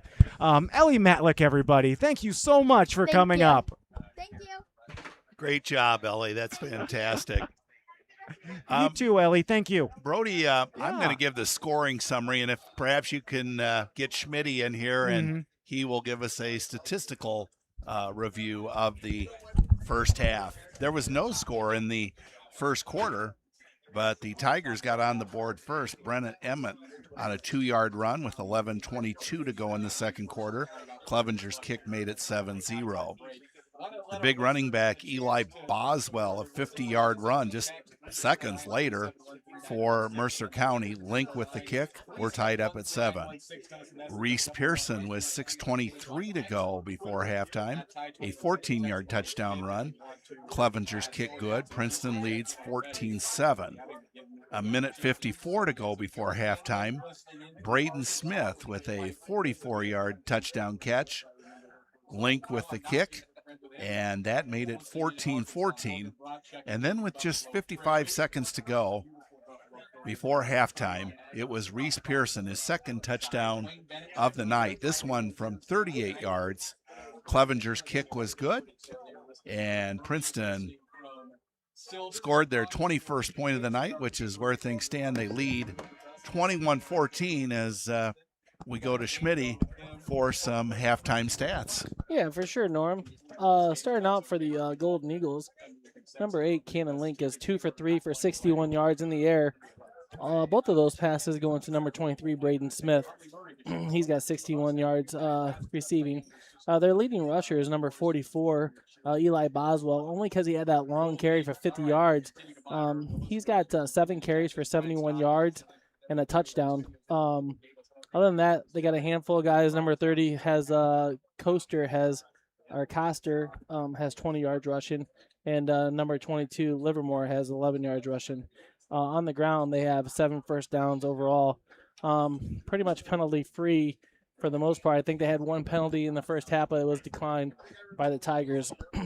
For the Princeton Tigers, Jack Oster is having a game. He's 5 for 5 for 74 yards in the air. His leading receiver is Deacon Gutshall. He's two catches for 38 yards. Luke Laporte's got a catch for 5 yards. Abe Longville's got a catch for 23 yards. And Shepard Bayer has got a catch for 8 yards as well. On the ground, leading the way for the Tigers is the sophomore running back, Reese Pearson. He has 6 carries for 69 yards on the ground. Brendan Emmett has got 7 carries. It's 23 yards technically. He's got 30 yards, but he picked up the fumble, and you got to count that as negative yards against him in that mishap snap. So But nonetheless, Lane Goskeski's got 1 carry for 14 yards. Caldwell's got 4 carries for 18 yards. And Aguchi's got 2 carries for 4 yards. And Oster's got 2 carries for -1 yards. Overall, the Tigers have 11 first downs in the game. They have 1 penalty for 5 yards as well. So pretty penalty free for the most part for a high school football game in the first half, Norm. We'll see more of the same probably in the second half, I imagine. And even the game against Riverdale, you might recall, that was pretty clean as well. Yeah, it's kind of not out of the norm there for first 2 weeks, couple weeks. You usually see a lot of laundry on the field, because the timing isn't right or whatnot. But I think some of these teams do some live scrimmages with some different area teams. Like I know we go down to Washington and Peoria, or they come up to see us and we play a scrimmage game. So I think some of that stuff helps out. All right, Schmitty, we're about ready for the second half kick, but what do the Tigers need to do to continue to control this ball game? Well, I think they got to keep a hold of the football, Norm. I think they got to keep the sticks moving and pop those big plays when they can. I think it's pretty important to get a 2-score lead here. I think you've seen the Mercer County Golden Eagles. They have some quick strike capability, have a little bit of speed. And so if you're the Tigers, you want that cushion to have a 2-score lead. And I think that happens with great line play like you saw the first half and just keeping a hold of the football, being turnover free. And you only saw 1 turnover. Maybe got lucky with 1 or 2 that they recovered. But they got to keep a hold of the ball in the second half.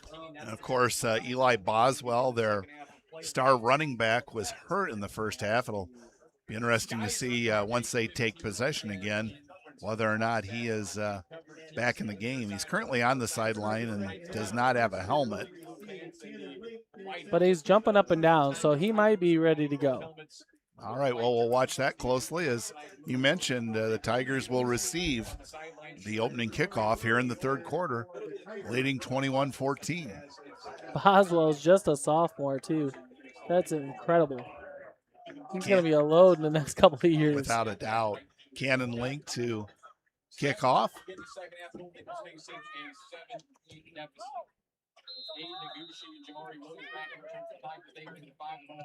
Link once again with a short kick. It goes out of bounds inside the 30-yard line.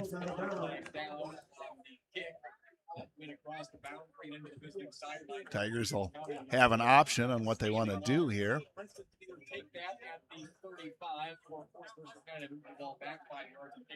I imagine they might just kick it at the 35, I guess, is what I'm guessing. Be good starting position, that's for sure. Probably what we call that, an 8-yard penalty since it was out at the 32, probably. Yeah, good point. Or 27, I should say. And you are exactly right. Looked like the referee or one of the referees conferred with the Princeton sideline, and that's what they're going to do. 1st and 10 at the 35. Noticed you had a chance to talk to some of your former players. Yeah, it's fun. That's the fun part about coming to football games and outside of your sports, you get to catch up with guys like Jordan Reinhardt, Jaden Fulkerson, Liam Swearingen, and Ryan Jaggers. It's always nice to see those guys, and I'll talk to them any day of the week. 1st and 10, Princeton. And it is Reese Pearson trying to get around the corner. And he does. He's still on his feet. And he is in Mercer County territory. From what, the 35 to the 45. Yeah, 20 yards. 20-yard gain for Reese. Yeah, great job opening up. And again, it's just a toss out to him. And Reese, you just outrun everybody and try to make some guys miss. He got a couple of blocks. But again, that play doesn't happen if they don't sustain the backside blocks. Great job all the way around by this Tiger offense. How many yards for him now, Schmitty? Is up the middle it goes. Big yardage here. This is Emmett, and oh my goodness, it is a touchdown. It is a touchdown. 45 yards. Wow, we don't even have time to total up Reese Pearson's as Brennan Emmett with his second touchdown run of the night. From this one from 45 yards out and just 20 seconds off the clock in the second half. Yeah, a great job by Jack Oster. That line created a hole. And like I said, Emmett hits the hole, and then he hits that backside crease, and that's what he did there. And it was a lot of daylight there, and he showed some speed there and some toughness to get across that goal line. Clevenger's kick. We await the signal. And it is good. 28-14 as we go to Brody. All righty, Norm. Taking a look at the out-of-town scoreboard really quick here. We have an update from the Orion-Sherrard game. Orion leads that game 27-0. Riverdale increases its lead over Hall 33-0. Newman 10, Kewanee 7. Over at Monmouth-Roseville, Rockridge leads Monmouth-Roseville 27-8. Mendota still leads Erie Prophetstown 7-0. Stark County leads Farmington 13-0. Over an 8-man action, Amboy increases its lead over South Beloit 46-7. St. Anne and Galva are still at a tie game 14-14 deep in the fourth quarter. Moving on to Geneseo and Rochelle. Geneseo is leading Rochelle 22-7. Sterling increases its lead over Hansberry 54-0. Fulton over Georgetown 14-0. And lastly, Dixon increases its lead over Rockford Lutheran 30-9. All right. Thanks, Brody. And Schmitty, you talked about a 2-score lead at halftime. Didn't take long, did it? No, not at all. It was 2 plays, and there you go. It's a touchdown for the Tigers. So great job schematically by the Tigers and making a little bit of adjustments, whatever those were. Whatever they were, it worked. And now the Tigers are kicking off to the Eagles. Braylon Clevenger. This time it's a short kick. And, yeah, short of the required 10 yards, apparently. There is a penalty flag.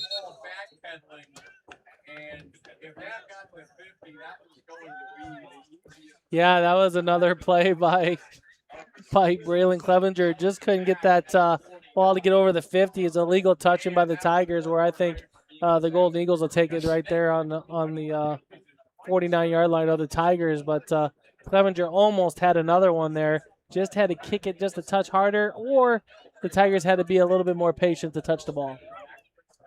So far, I got Brennan Emmett has 8 carries for 68 yards, Norm, and Reese Pearson has 7 carries for 89 yards. They're going to be a crew to be reckoned with. I think, you mix in those two and give it a little bit to Caldwell, Gucci, and Guskuski, and you got something. Oh, without a doubt.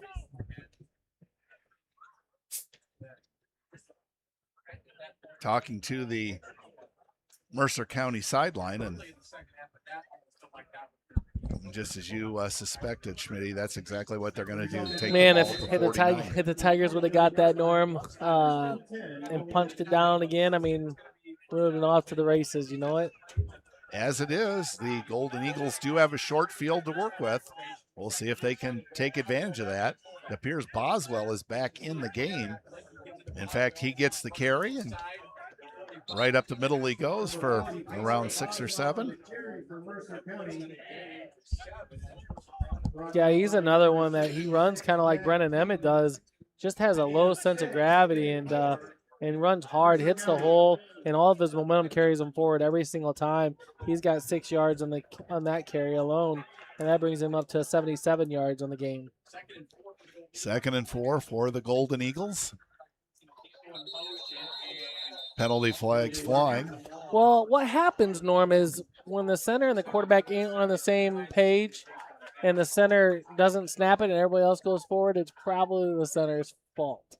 I only say that because I'm experienced at that. That's what position I played, and that's exactly what happened there.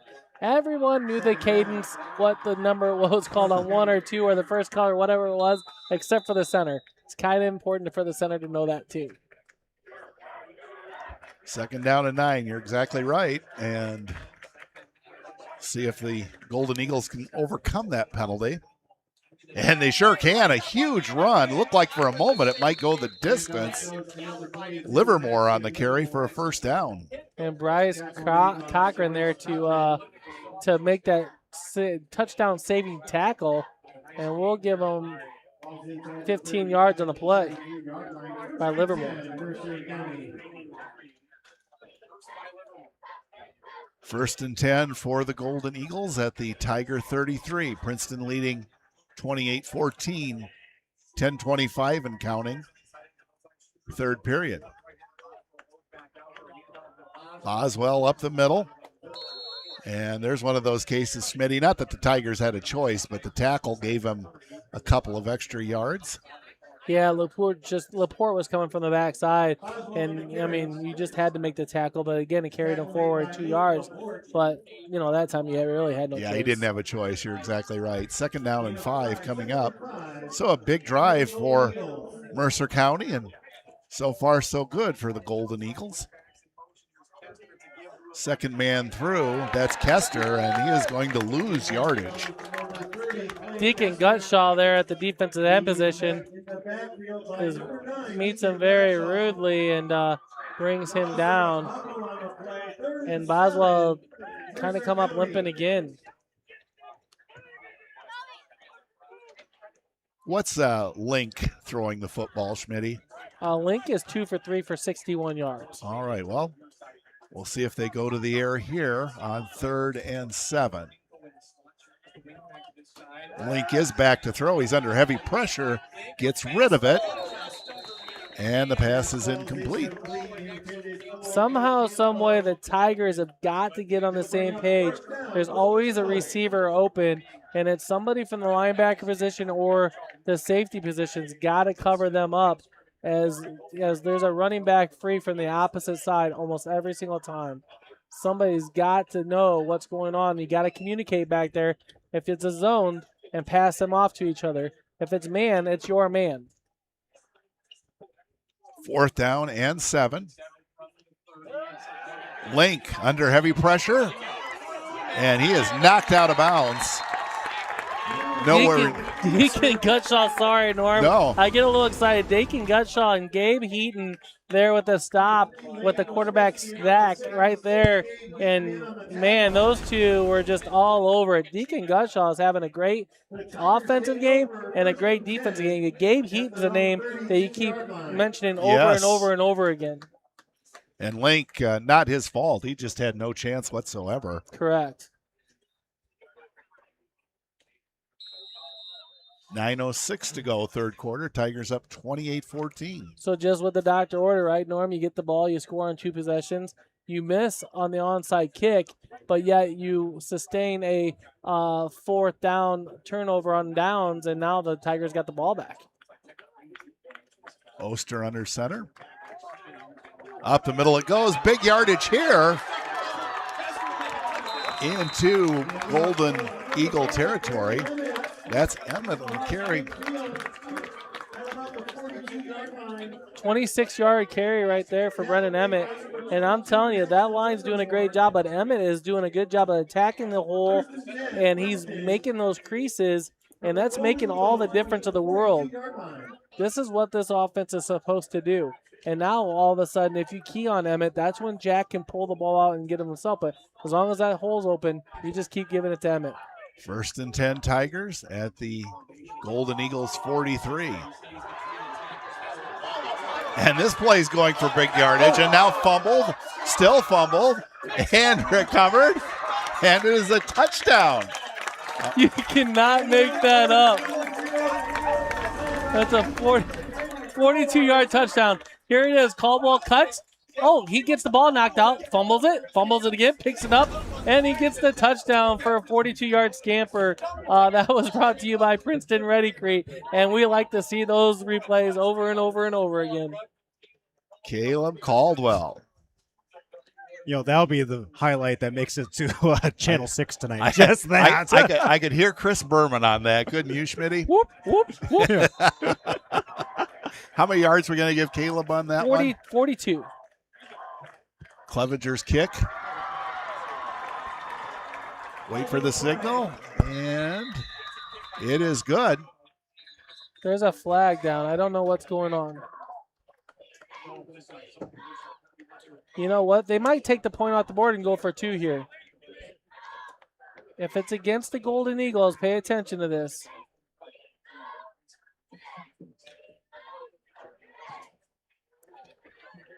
Personal foul against the Golden Eagles. Assessed on the kickoff. Now this will be interesting. Clevenger's been routinely putting it in the end zone from normal distance. Again, I'm super impressed with the snaps have not been that great to Bryce Cochran. Bryce is doing a great job as a placeholder, getting the ball down. And Clevenger's doing a great job of just focusing on kicking the ball. Like, he doesn't care where the snap is. His job is to focus where the ball is and kick it. And he's just in tune. And it's great to see a high school team like that in sync doing your field goals like that, because that doesn't happen everywhere. No, and I'm glad you're giving the holder credit. That's, unsung hero on those kicks, that's for sure. Hey, Brody, you got any updates for us? Or Hey, what if I told you? What would you say if I told you Kewanee is beating Newman 14-10 right now, late in the third? Well, I mean, I'm telling you, I'm not shocked, only because of the score they had against Rock Ridge. I mean, they were up 22-0 against Rock Ridge. Mm-hmm. So I don't know who this quarterback is, this freshman quarterback is from Kewanee, but I hear he's the real deal. He's extremely athletic, and he's going to be a force to be reckoned with. And not only this year, but you got 3 more years of him. Do you know offhand, Brody, is that game at Newman or is that at Kewanee? It is at Kewanee tonight. Oh, boy. And that's a tough place to play, isn't it? Russ is dancing in the press box, isn't he? I am sure. I'm surprised we can't hear him from all the way over here. I think you can if you just sit there and listen for a minute. Yeah. But you know what? The ground shakes a little bit. Good for the Boilers. All right, so Clevenger will kick off from the Golden Eagles 45. Would it be rubbing salt in the wound to try another onside kick?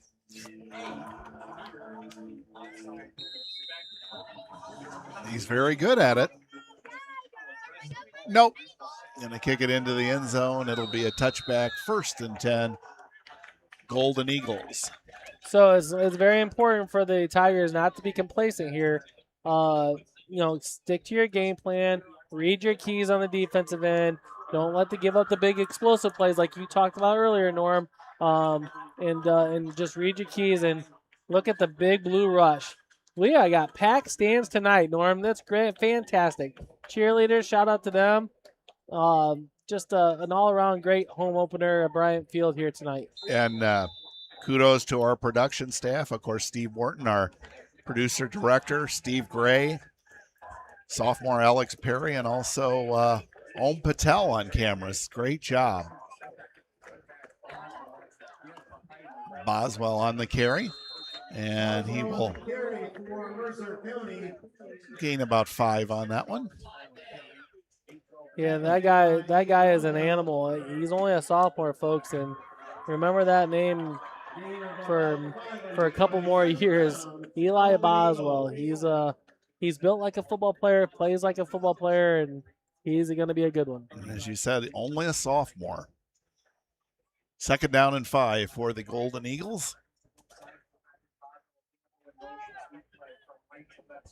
This time on the carry for the Golden Eagles, it's Ocampo for short yardage, maybe a yard. Yeah, Goskuski's having a great game so far at the linebacker position. He's doing what he needs to do, filling those gaps, and I like the game tackling from the Tigers. They're holding them up and then driving them back there, not letting them go forward like the Golden Eagles are accustomed to doing. 3rd and 3, huge play for the Golden Eagles. They do not want to go 3 and out here. And they have some trouble handling the ball, and looks like they're going to wind up having to punt it away, though they do recover the fumble. I don't think that's the fumble Ruski they drew up. No, absolutely not. Yeah, you're right, Norm. They are punting it. I didn't know if being down by 3 scores that they'd be punting it or going for it here, but it's deep in their territory, so I think you're forced to punt here. But, if you're the Tigers, make sure you watch the ball because... Yeah, the punter is their quarterback, Cannon Link, so you never know.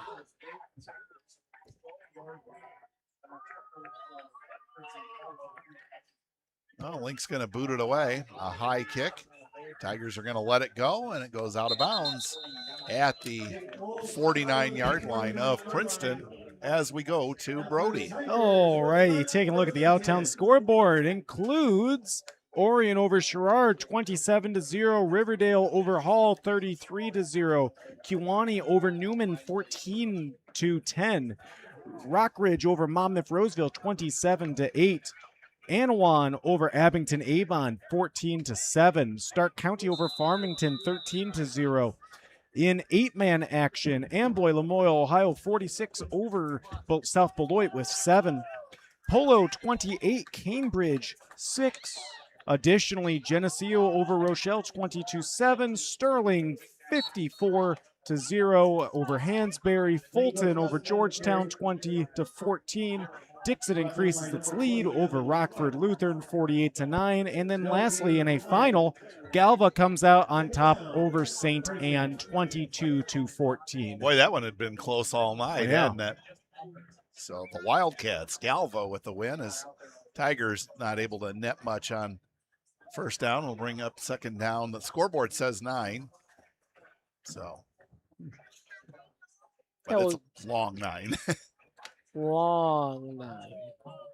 Oh, now they changed it to 10. Oster under center.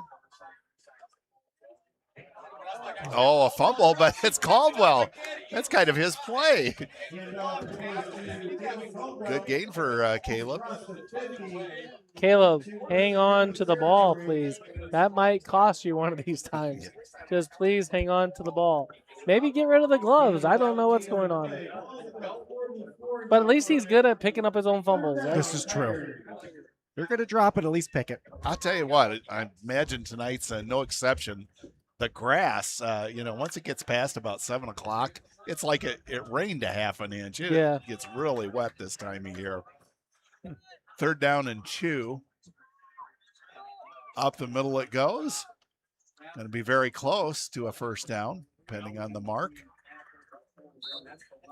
They have him right at the 41, but are they going to wave him over?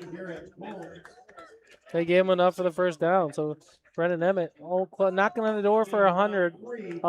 He's got 96 yards on the night.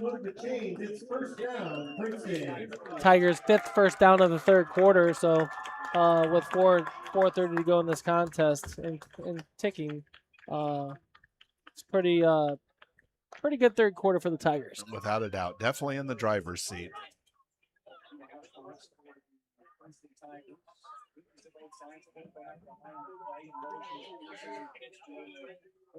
It is Reese Pearson on the carry. And Pearson proving very tough to bring down. Surges near a first down.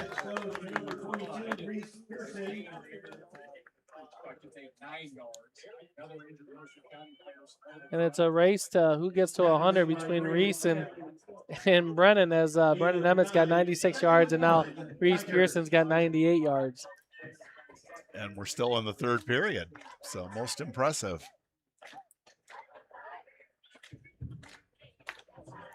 Wouldn't be surprised to get number 28 the ball a little bit. Gucci, he's a fast kid. Usually when he gets it, it's a run to the outside. And looks like the timing's off on that play. I'm guessing this is going against the Tigers. Wrong. Looks like it's offsides against, it looks like they're trying to blitz a linebacker to try to break through the line right now. And that time they chose to jump offsides a little bit too soon. Just the third penalty on the Golden Eagles for the night, but nonetheless, it results into a first down for the Tigers. 1st and 10 at the 27 of the Golden Eagles. Tigers already leading 35-14. Clock ticking. 3:13 and counting in the third period.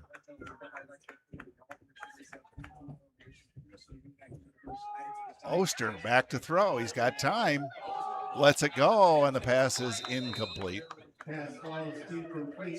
The pass intended to Shepard Baird. I think if Oster just would have planted his feet, he might have had Shepard there. And good coverage by the Golden Eagles. It wasn't like he was wide open by any means. Yeah, good coverage by the Eagles. And, I'm nitpicking Jack a little bit, but Jack be the first one to tell you to set your feet and throw a dart and you got a first down. Hey, just a quick little heads up here. Newman was in scoring position.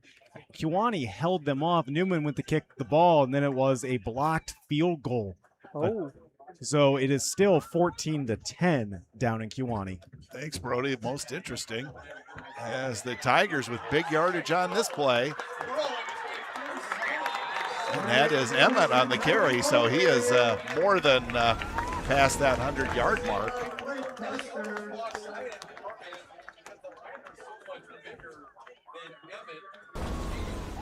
Princeton Redi-Crete replay. We'll give them 23 yards in the carry, and you're right, Norm. It gives them 119 yards on the evening. First and goal to go from the 5. Great camera shot by our crew.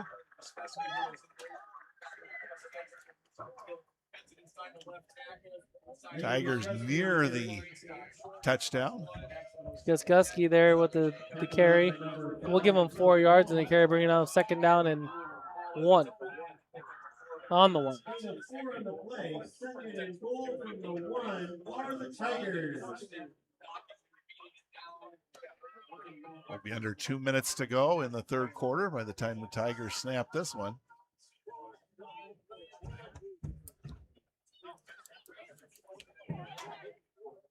Tigers have outscored the Golden Eagles 14-0 so far here in the third, and it looks like it's soon to be 21. Emmett just waltzes in untouched with a 1-yard touchdown run. That's his 3rd touchdown of the night. There is a penalty on the play.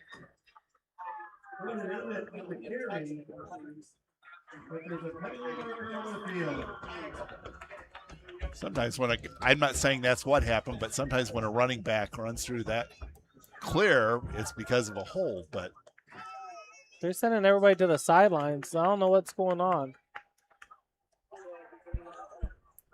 they're yet to put the points on the board.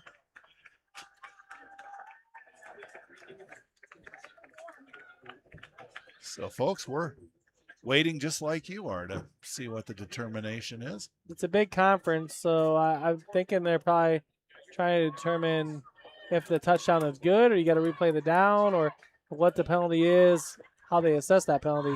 It's probably what they're talking about. But there's 2 flags in the play. Yes, you're exactly right. One near the officials and the others more to the far side of the field.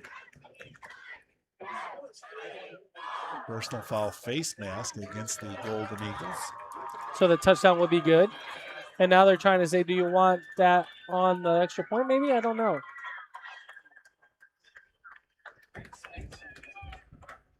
Again, they want it on the kickoff, so it's going to be assessed on the kickoff. All right, good job, Schmitty.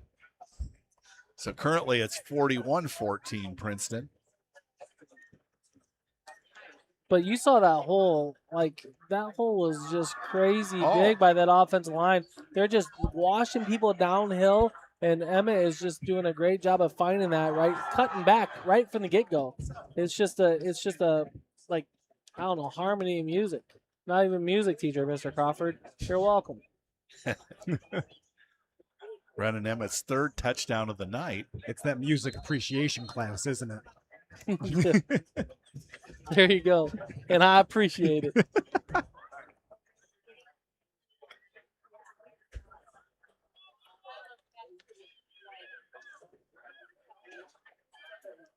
Let's see if that snap gets a little bit better here.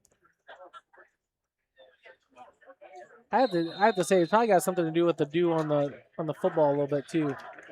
Perfect. It's a low snap, but plenty good. And Clevenger with a strong boot. It is good. 42-14 in favor of Princeton as we go to Brody.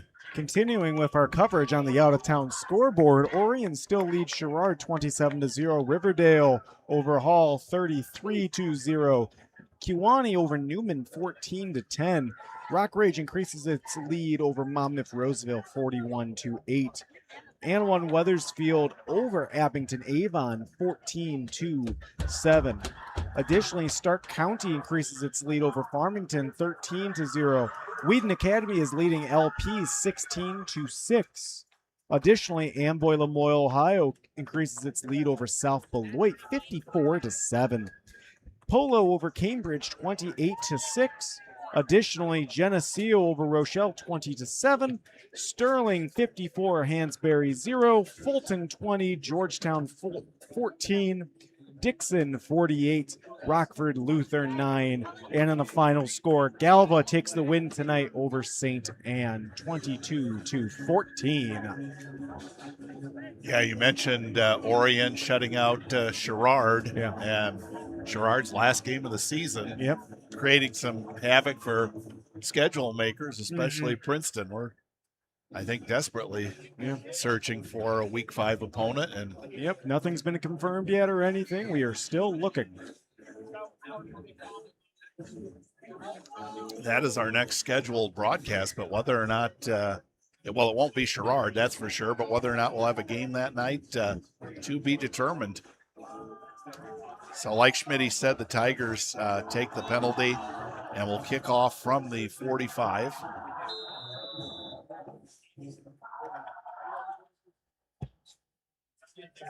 Piece of cake for Clevenger as he puts it through the end zone. Touchback. Well, the Tigers have really done a nice job this third quarter, Norm. I mean, they're up 21-14 to start this third quarter and just rattled off 21 unanswered points, and it's been in every facet of the game. Their defense has been strong. Offensively up front, they've been winning the line of scrimmage all night long. So, and I think it's taking the toll on the Golden Eagles a little bit. It's wearing them down a little bit. You can tell that they're getting tired, and the Tigers are a physical football team, and you got to handle that all 4 quarters.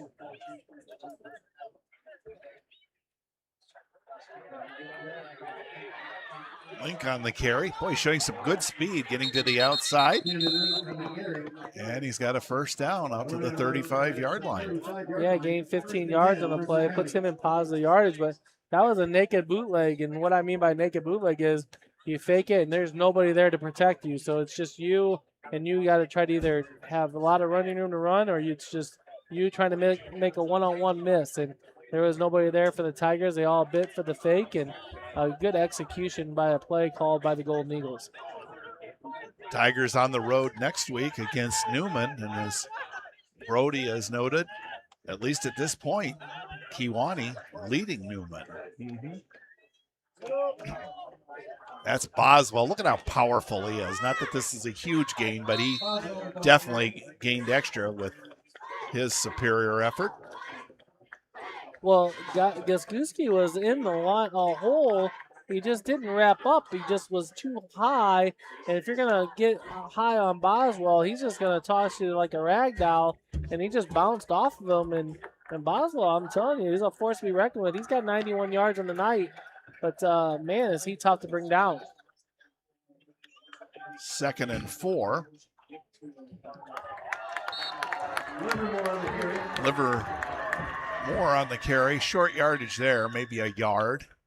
3rd and 3 coming up as we near the end of the third quarter. Yeah, I like the way that the Tigers tackle there. They got him around the legs and drove him back. Just a good job. Good group effort there by the Tigers.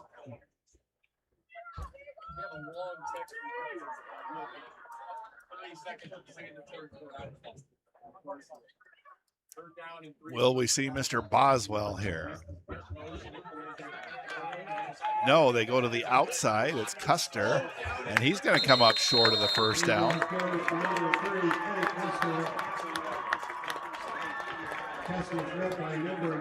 Impressed there by Deacon Gutshaw, because I thought he did not have outside contain at first and just strung that play out just enough on that jet sweep that he did and came up with a tackle. Great job by Deacon on that play, and Longville and Caldwell and others there to clean up.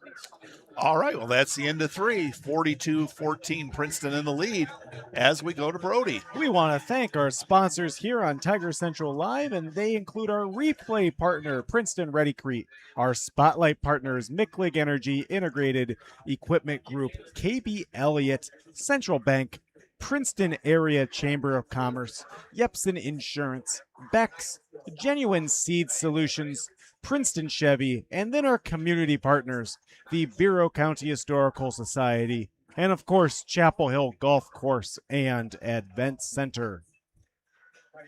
Currently, there is 26 seconds remaining in the third quarter at the Kewanee-Newman contest. Looks like Kewanee is on the 25-yard line, about ready to score again. So hopefully we'll have an update here in a little bit, seeing Kewanee increase its lead. Wow. Brody does such a great job. He uses multiple sources to keep us up to date. So thank you, Brody. I think Norm will know when they score when you hear Russ yelling.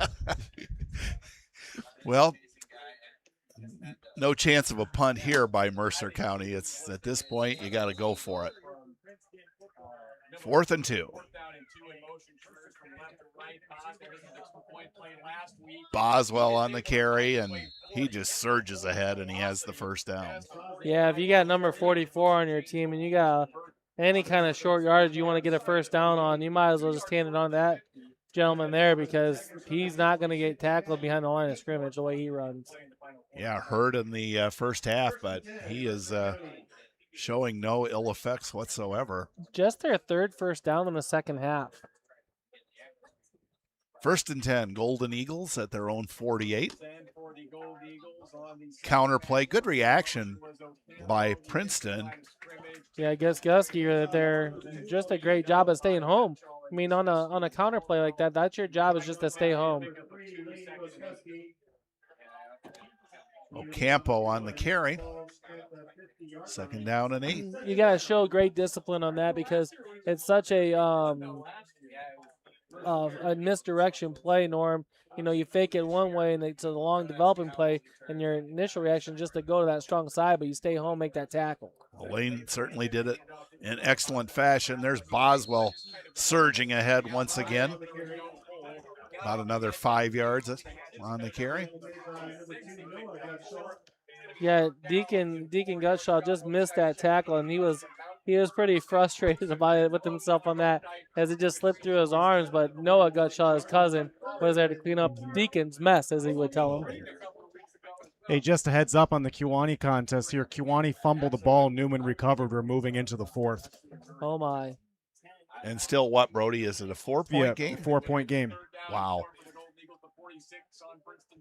Link once again on that naked reverse, and big yardage for him, down to about inside the 20. Take the handoff on the bootleg, just naked boot to the near side. Nobody for Princeton staying home. Big gainer there for 28 yards, Link on the naked bootleg again, and you got to stay home. You got to be disciplined. You can't fall asleep. You got to continue to read your keys if you're the Tigers. Mercer County with it at the Princeton 18-yard line. Now it's Boswell up the middle. Tigers do a good job of bottling him up this time, maybe to about the 15. Again, though, he still broke the first tackle. He did. He's such a beast to bring down, but, man, not before he gained 4 yards on the play.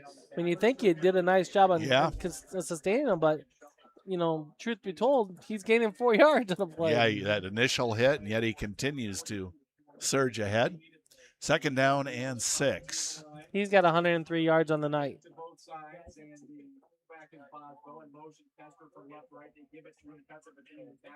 This time, Kester with a decent gain.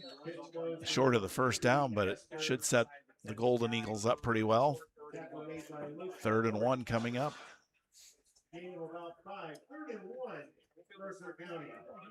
Yeah, sometimes you got to give Boswell a break, and you got to give it to other running backs. Exactly right. And he serves as kind of a decoy. Surprised the Mercer County hasn't went back to the air, so to speak. I mean, they've had pretty good success with it. Had some wide open receivers, just didn't hit them. And this time the quarterback Link searches ahead. It appeared at first look that he made it. We'll see if they give it to him or not. It's not convincing that he got it, but it looks like he was able to do it. We'll see where they spot it, Norm. It's gonna be close. They give it to him. First down. Chain gang yet to move, but yeah, I thought I saw first down signal as well. Well, okay, is it goal to go? Is that what's going on here? Yeah.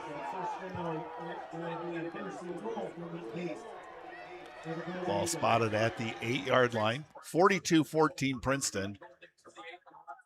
8:28 and counting in the fourth quarter. Kester on the carry. Not much.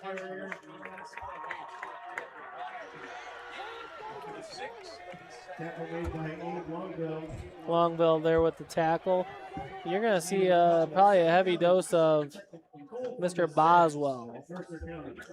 You know, Schmitty, I recall you last year on several occasions saying what a great kid Abe Longville is. Yeah. I got to know him fairly well during the baseball season. You're exactly right. He is fantastic. He is a good kid. Smith on the carry for appears to be a yard or two more. Yeah, we'll give him 3 on the play. Brings up 3rd down and goal, and just as you say, Abe's name, Abe made the tackle. If you're the Tigers, it's a little bit of pride. You got to dig down deep and try to get off the ball and drive them linebackers or linemen back. Will it be Boswell? No. Ocampo on the carry. He's getting pushed from behind. No signal. And the Tigers have withstood that surge. Yeah, great job by the Tigers. A whole host of Tigers fighting and driving back on that. Could have been a push-tush, so to speak, but it wasn't. Right. There was a time, you and I both remember when that was a penalty. You couldn't do it. Yeah. 4th and 1. Well, you talk about a play for pride on both sides. Absolutely. Steve will have that Princeton Redi-Crete replay ready to go, I'm sure. Boswell is stopped. Oh, boy. I think Steve's going to dial it up for us, Schmitty. Yeah. Let's check out this replay. Tigers did a great job. Looked like Landon Kendall there on the Princeton Redi-Crete replay. I'm trying to make out the number of that young man, but it looked like 51. Landon Kendall stood him up and drug him down. And with a whole host of Tigers, Guskuski was there. Number 52 for the Tigers. Colton McCarter were there. So great job, great stands right there by the Tigers, and Tigers take over on downs. Once again, great work by our camera crew. Great work by our producer-director, Steve Morton. I get a lot of comments about that, Schmitty, about, that our broadcast is of such higher quality, and I tell people that that's not me. That's Steve Morton and our guys on the cameras. They are amazing. With the help of Coach Crawford at home, he says that was Abe Longville with the tackle. So okay. That would make sense coming out of the linebacker position. And thanks to Coach Crawford, and a special shout out for my new hat. I appreciate you, buddy.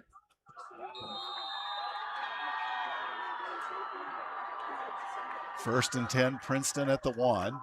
And Oster is going to call for a timeout. It's hard to play an offense when you don't have a fullback, when you have a fullback-oriented offense.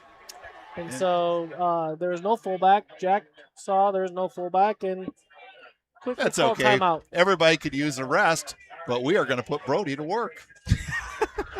Nice transition, Norm. Looking at the out-of-town scoreboards, Orion increases its lead over Sherrard 42-0, Riverdale 39, Hall 7. Kewanee 14, Newman 10. Rock Ridge 48 over Monroe's 8. Anawan Weathersfield 14, Abington Avon 7. Elmwood Brimfield increases its lead over Rova 16-0. Stark County 13, Farmington 0. Whedon Academy over LP 16-6. Additionally, Amboy Lamoille Ohio 54, South Beloit 7. Polo 34, Cambridge 14. Marco. Polo. Geneseo 20, Rochelle 7. Sterling 54, Hansberry 0. Fulton 28, Georgetown 14. Dixon 55, Rockford Luther 9. And in a final, Galva over St. Anne 22-14 in 8-man action. Boy, Riverdale really putting it to Hall tonight, aren't they? Thought that might be a little closer. I'm telling you, Riverdale is pretty darn good. All right, so we'll see what the Tigers came up with after that timeout. I would just give it to Brennan Emmons to clear some space. Yeah, get a little room. Spirited crowd here at Bryant Field tonight, having a lot of fun. Oh, you know what, Schmitty? We may have got 5 free yards. We might have went off sides. Shepard got a little anxious too, so let's see.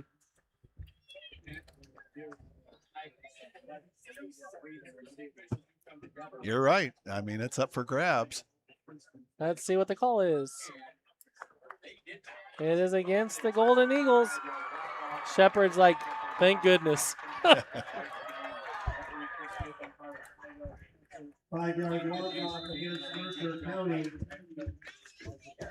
Bring up 1st and 5 for Princeton. 6:28 to go. Tigers well in command. 42-14. First down carry and a whole lot more. Garrett Holmes on the stop. Did you get that, Schmitty? Was that Emmett again? Yeah, it was Brennan Emmett, yeah.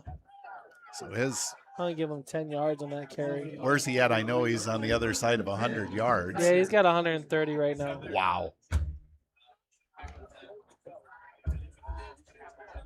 Unofficially. Hey, you do a phenomenal job on the stats. 1st and 10 Tigers. And a penalty flag, so this one might be coming back. Reese Pearson on the carry. Now we've also got a Golden Eagle player slow to get up, but he is up. In fact, that was Cannon Link slow to get up. Chop block. That's a big penalty. I think that's 15 yards. Might be half a distance to the goal. Yeah, excellent point.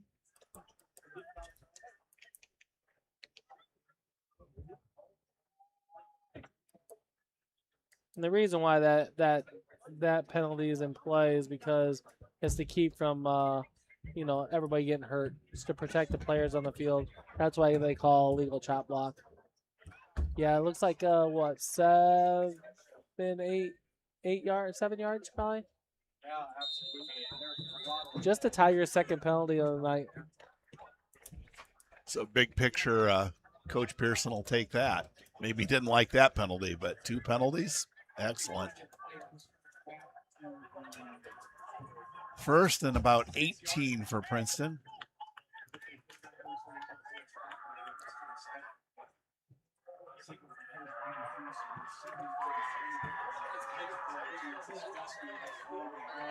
Lane Goskuski on the carry. Good run by Lane. He got his 8 yards. I guess it was an 8-yard penalty and then some. We'll give him 11. Nice job by Lane. Those are some hard-fought yards too, Norm. Like he wasn't not like he had a lot of running room No, there. just carried guys on his back. Under 5 minutes to go. 42-14 Princeton.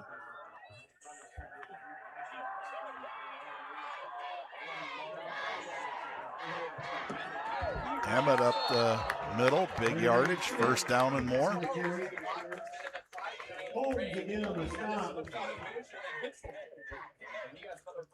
We'll give him another 16 yards on that play. 1st and 10, Princeton. That's 146 in the night Wow. And is Reese over 100 as well? Not yet. He needs another carry for 2 yards. All right. I'll keep that in mind. First and 10 Tigers at their 33. Remember, this drive began at the 1. And guess what? Reese Pearson's over 100. Still on his feet into Mercer County territory, down to about the 44-yard line of the Golden Eagles. We're going to give him 22 yards, so that'll bring his total up to 120 yards on the game. Just a phenomenal job by this line to give 2 backs over 100 yards. Now, you know what? Let's give Caldwell another 22 yards, and he'll have 100 yards. Wow. When's that happen? Yeah, exactly. When is the last time that's ever happened? Under 4 minutes to go.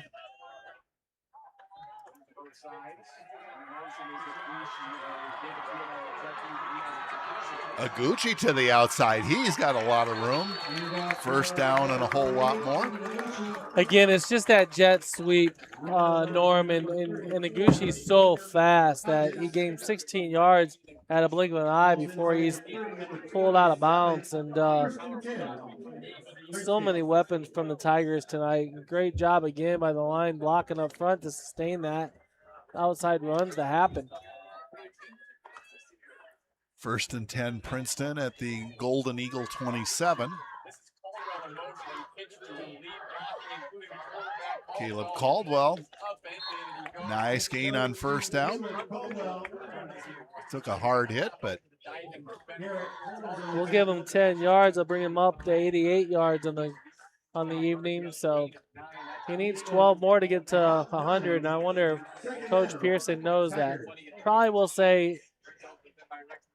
tell you that it doesn't matter to him, but in the back of his mind, he's probably thinking, how cool is that to have 3 guys over the 100-yard line. Boy, Schmitty, you were right on the 10 yards. The chain gang took their time, but once they took a closer look at it, yeah, first down. So great job by you. Thanks, Norm. Tigers on the march. Of course, using that play clock effectively.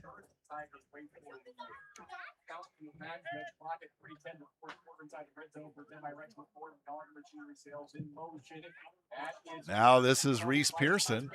Pearson trying to get away. Definitely does evade 1 tackler or 2 and has a nice gain on first down. Give him 9 on that play.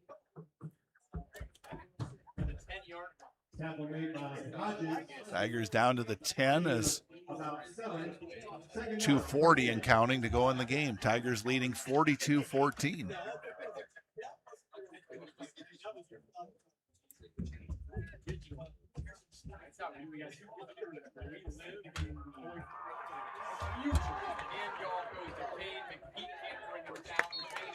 Connor Kane on the carry. Good for Connor. I know he's a kid that really, not that the others don't, but Connor works really hard, and nice to see him get a carry. Yep, got a first down on that carry, and so down to the 5-yard line. Clock will go under 2 minutes by the next snap of the next play. Connor Kane remains in there at fullback. And he gets the call. It's got to be very close. No, and it is. It is the touchdown for Connor Kane. 5-yard run for Connor Kane with 1:52 to go in the 4th period. Yeah, what's so phenomenal about that is the kid works extremely hard. Played as a lineman all of his life, right? Coach Pearson says, you know what, Connor, we're gonna put you as a backup fullback, and he rewards him with a touchdown. That's just a great story. Oh, it is. And I never tire of watching Braylon Clevenger kick. This time the snap is excellent, and the hold is equally as good, and the kick likewise. It is good. Tigers lead 49-14. Alrighty, guys, let's take a look at the out-of-town scoreboard real quick here. We got some finals that are just coming through the line right now. But in games that are still going on, Orion continues leading Sherrard 46-0. Riverdale over Hall 39-7. Kewanee and Newman. Kewanee still has the lead 14-10. That game is actually at a stoppage of play. There was a Newman player that was injured, and we're waiting for it to resume.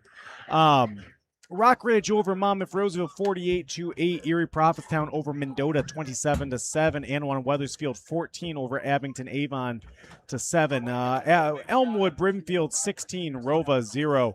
Stark County 13. Farmington 0. Whedon Academy 16. LP 6. Additionally, Polo continues leading Cambridge 34-14.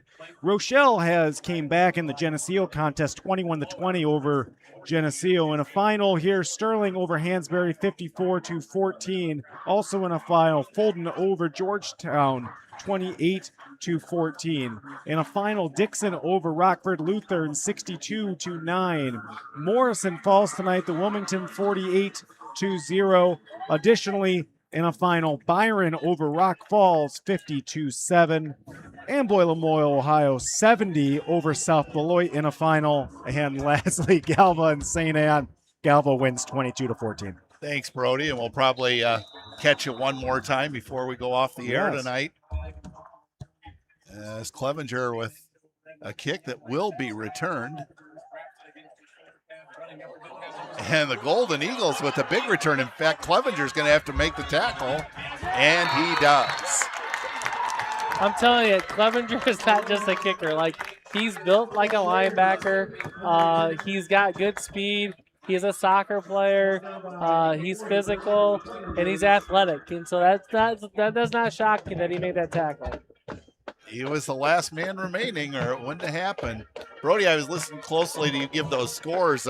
We noted Mendota had an early lead over Erie Prophetstown, but apparently the Panthers have come back strong. Yes, they have 27-7. And Erie Prophetstown a winner over Monroe's in week 1, so good start for them. And play is resumed in the Kewanee-Newman contest. Link. This time that reverse didn't work so well, Schmitty. No, that gentleman, number 8, right there, Dominic Sandoval, was there to bring down Link, and hopefully Link's okay. Yeah, that wet grass, and that leg kind of bent in an awkward fashion. I don't know. If I was coach, I think I'd be tempted to get him out of there, and they're going to. Yeah, but, you know, naked boot again, had the Tigers on their heels the whole night. And the second string defense for the Tigers, as you see a whole slew of them in there, was not fooled on that play because they've been watching on the sideline. So great job by staying home. So the Golden Eagles go with their backup quarterback. Off right tackle. There he is again, seeing the ball there again with the tackle. Number 1 with the carry. Logan Sherriers with that carry. Third down coming up. Third and about 14. So young man Sandoval comes in and makes 2 big plays right from the get-go. Just a sophomore.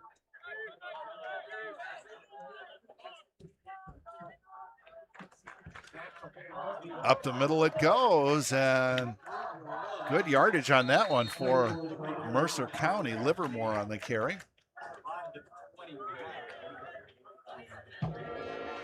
Yeah, we'll give him 13 yards on the carry. 4th down and 1 coming up. And this next play could be the last play of the game. We'll see.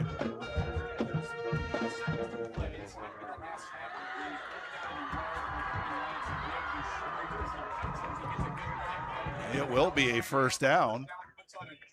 Clock will stop, however, with the running back going out of bounds. Logan Sherriers on the carry. We'll give them 5 yards on that. Just 14 seconds remaining.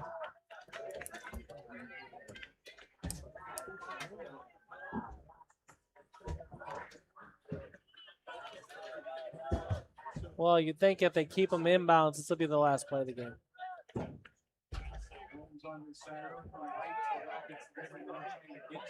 And exactly the case, maybe 2 or 3 yards on that carry for Livermore. Brought down by number 72, Brisbois, and also Strauss there on the tackle. So great job. All right, so the Tigers with the victory, 49-14. They'll hit the road next week at Sterling Newman, the following week at Monmouth Roseville. And as we've noted, week 5, as of right now, we don't have a game. But and I know it's not for lack of effort from the Princeton athletic staff to try to put a game together, but keep your eyes and ears open. Unfortunately, that would be our next time to be on the air, so we won't be able to tell you what happens, but between newspaper, radio, and talking to folks, and you'll get the inside scoop. Brody, go ahead and give us a final rundown, if you will. You got it, Norm. One more look at the out-of-town scoreboard tonight includes Orion over Sherrard, 46-0. The game against Newman and Kewanee, that game is still going on. It's 14-10 with 8 minutes left to go in the fourth here. Rock Ridge increases its lead over Monmouth Roseville, 48-8. Erie Prophetstown over Mendota, 27-7. Elmwood Brimfield, 22 over Rova with 8. Stark County increases its lead over Farmington, 13-0. Wheaton Academy, 16, LP 6. Polo over Cambridge, 34-14. Rochelle over Geneseo, 21-20. And then in some finals, Sterling over Hansberry, 54-0. Fulton over Georgetown, 28-14. Dixon over Rockford Lutheran, 62-9. Wilmington over Morrison, 48-0. Byron over Rock Falls, 50-7. Additionally, we have Amboy Lamoille, Ohio over South Beloit, 70-0 in a final. Galva over St. Anne, 22-14. Anawan Weathersfield, 22. Abington Avon, 7. That is a final score. And lastly, I have a final score for the Riverdale contest. Riverdale 39, Hall 14. Taking a look at next week's matchups. Hall is at Orion, Monmouth Roseville's at Mercer County, Mendota is at Riverdale, Princeton's at Newman, Sherrard is at Rockridge, Kewanee is at EP, Amwon Weathersfield's at Farmington, Abington Avon is at Bureau Valley, Rova is at Carthage, Stark County is at Monmouth United, Alton is at LP. That game is slated for Saturday, September 5th, at 1 p.m. start. In 8-man action next week, Amboy Lamoille, Ohio travels to West Carroll. Galva goes to Biggsville, West Central. And lastly, Polo is at River Ridge. Well, Norm, it was an exciting night here at Princeton. Tigers win 49-14. Yeah, really a dominating performance. Schmitty, are you ready to go on the stats, or you need a few more minutes? No, I think I'm good. All right, go ahead, my friend. We'll start with the Golden Eagles of the Mercer County. Passing the ball was Cannon Link, who was 2 for 4 for 61 yards and had a touchdown. Both catches was to number 23, Braden Smith, for that touchdown. Leading the way for the Golden Eagles on the ground was number 44, Eli Boswell. He had 16 carries for 102 yards and a touchdown. 22, Paxton Livermore had 8 carries for 47 yards, and number 8, Cannon Link, the quarterback, had 8 carries for 31 yards. They had 13 first downs overall, and they had just 4 penalties for 23 yards. For the victorious Princeton Tigers, Jack Oster was 5 for 6 for 74 yards. Most of those yards were to Deacon Gunshaw, two catches for 38 yards. Luke Laporte had 1 catch for 5 yards. Shepard Bear had 1 catch for 8 yards, and Abe Longville had 1 catch for 23 yards. On the ground, leading the way was Brendan Emmett, was 14 carries, 146 yards, and 3 touchdowns. Reese Pearson had 10 carries, 129 yards, and 2 touchdowns. Caldwell had 7 carries, 88 yards, and a touchdown. Guskuski had 4 carries for 29 yards. Connor Kane had 2 carries for 10 yards and a touchdown. And Gushi had 3 carries for 20 yards. Yeah, Norm, just to cap some scoring drives, 11-22, Emmett ran the ball 2 yards in for a touchdown. Tigers were up 7-0. Clevenger after Clevenger's extra point. 10:40 to go in the second quarter. Boswell answered the bell with a 50-yard run of his own. Extra point by number 8. Link was good to tie it up 7-7. 6:23 to go in the second quarter. Pearson with a 14-yard run. Clevenger kicked good. Tigers up 14-7. Minute 54 to go in the second quarter. The 44-yard pass from Link to Smith was converted into a Link extra point to tie it up 14-14. 55 seconds to go. 38-yard run by Pearson on the outside with the kick by Clevenger, which was good to bring the Tigers up at halftime, 21-14. From then on, it was the all Tigers all the time. 11:40 to go in the third quarter. It's a 45-yard run by Emmett with Clevenger's kick good, 28-14. 8:26 to go in this third quarter. 42-yard run by Caldwell. The Clevenger kick was good again, 35-14. Minute 42 to go in the third quarter. A 1-yard run by Emmett, but the kick was by Clevenger good, 42-14. And then to cap it off in the fourth quarter, with a minute 52 to go in the fourth quarter, a 5-yard run by Connor Kane with the extra point by Clevenger, good to bring your score 49-14. Norm, just a phenomenal home game for the Tigers. What a great way to kick it off for us on Tiger Central Live, and I couldn't be more happier to do it than with the both of you. Oh, well, we feel the same way. And Brody, I know you're keeping a close eye on that Kewanee score. Any updates? No, it is currently Kewanee over Newman 14-10 with 5 minutes to play in the fourth. Newman has the ball on their own 30-yard line. That game is at Kewanee, so if you go to Kewanee High School Sports, they usually keep their stream of their games up for quite a while, so should be able to catch that. Again, Tigers on the road at Newman. That's a neat stadium. If you got the time, it'll be worth your while to go up there and enjoy that. Brody, just one more time, if you could thank our sponsors. You got it, Norm. This season's Tiger Central Live sponsors include our replay partner, Princeton Redi-Crete. Our spotlight partners, Michlig Energy, Integrated Equipment Group, KB Elliott Financial Services, Central Bank, Princeton Area Chamber of Commerce, Yepsen Insurance, Beck's, Genuine Seed Solutions, Princeton Chevy, and our community partners, including the Bureau County Historical Society and Chapel Hills Golf Course and Event Center. All right. Well, Brody and Schmitty, just outstanding job. Our crew, Steve Morton, our producer, director, fantastic job, along with our camera people, Steve Gray, Alex Perry, and Om Patel. Just a phenomenal job by you guys. Well, whether or not we'll be back on the air in week 5 or whether it'll be week 8, to be determined. But go Tigers. Great job. And thanks so much for tuning in, everybody. Have a great night.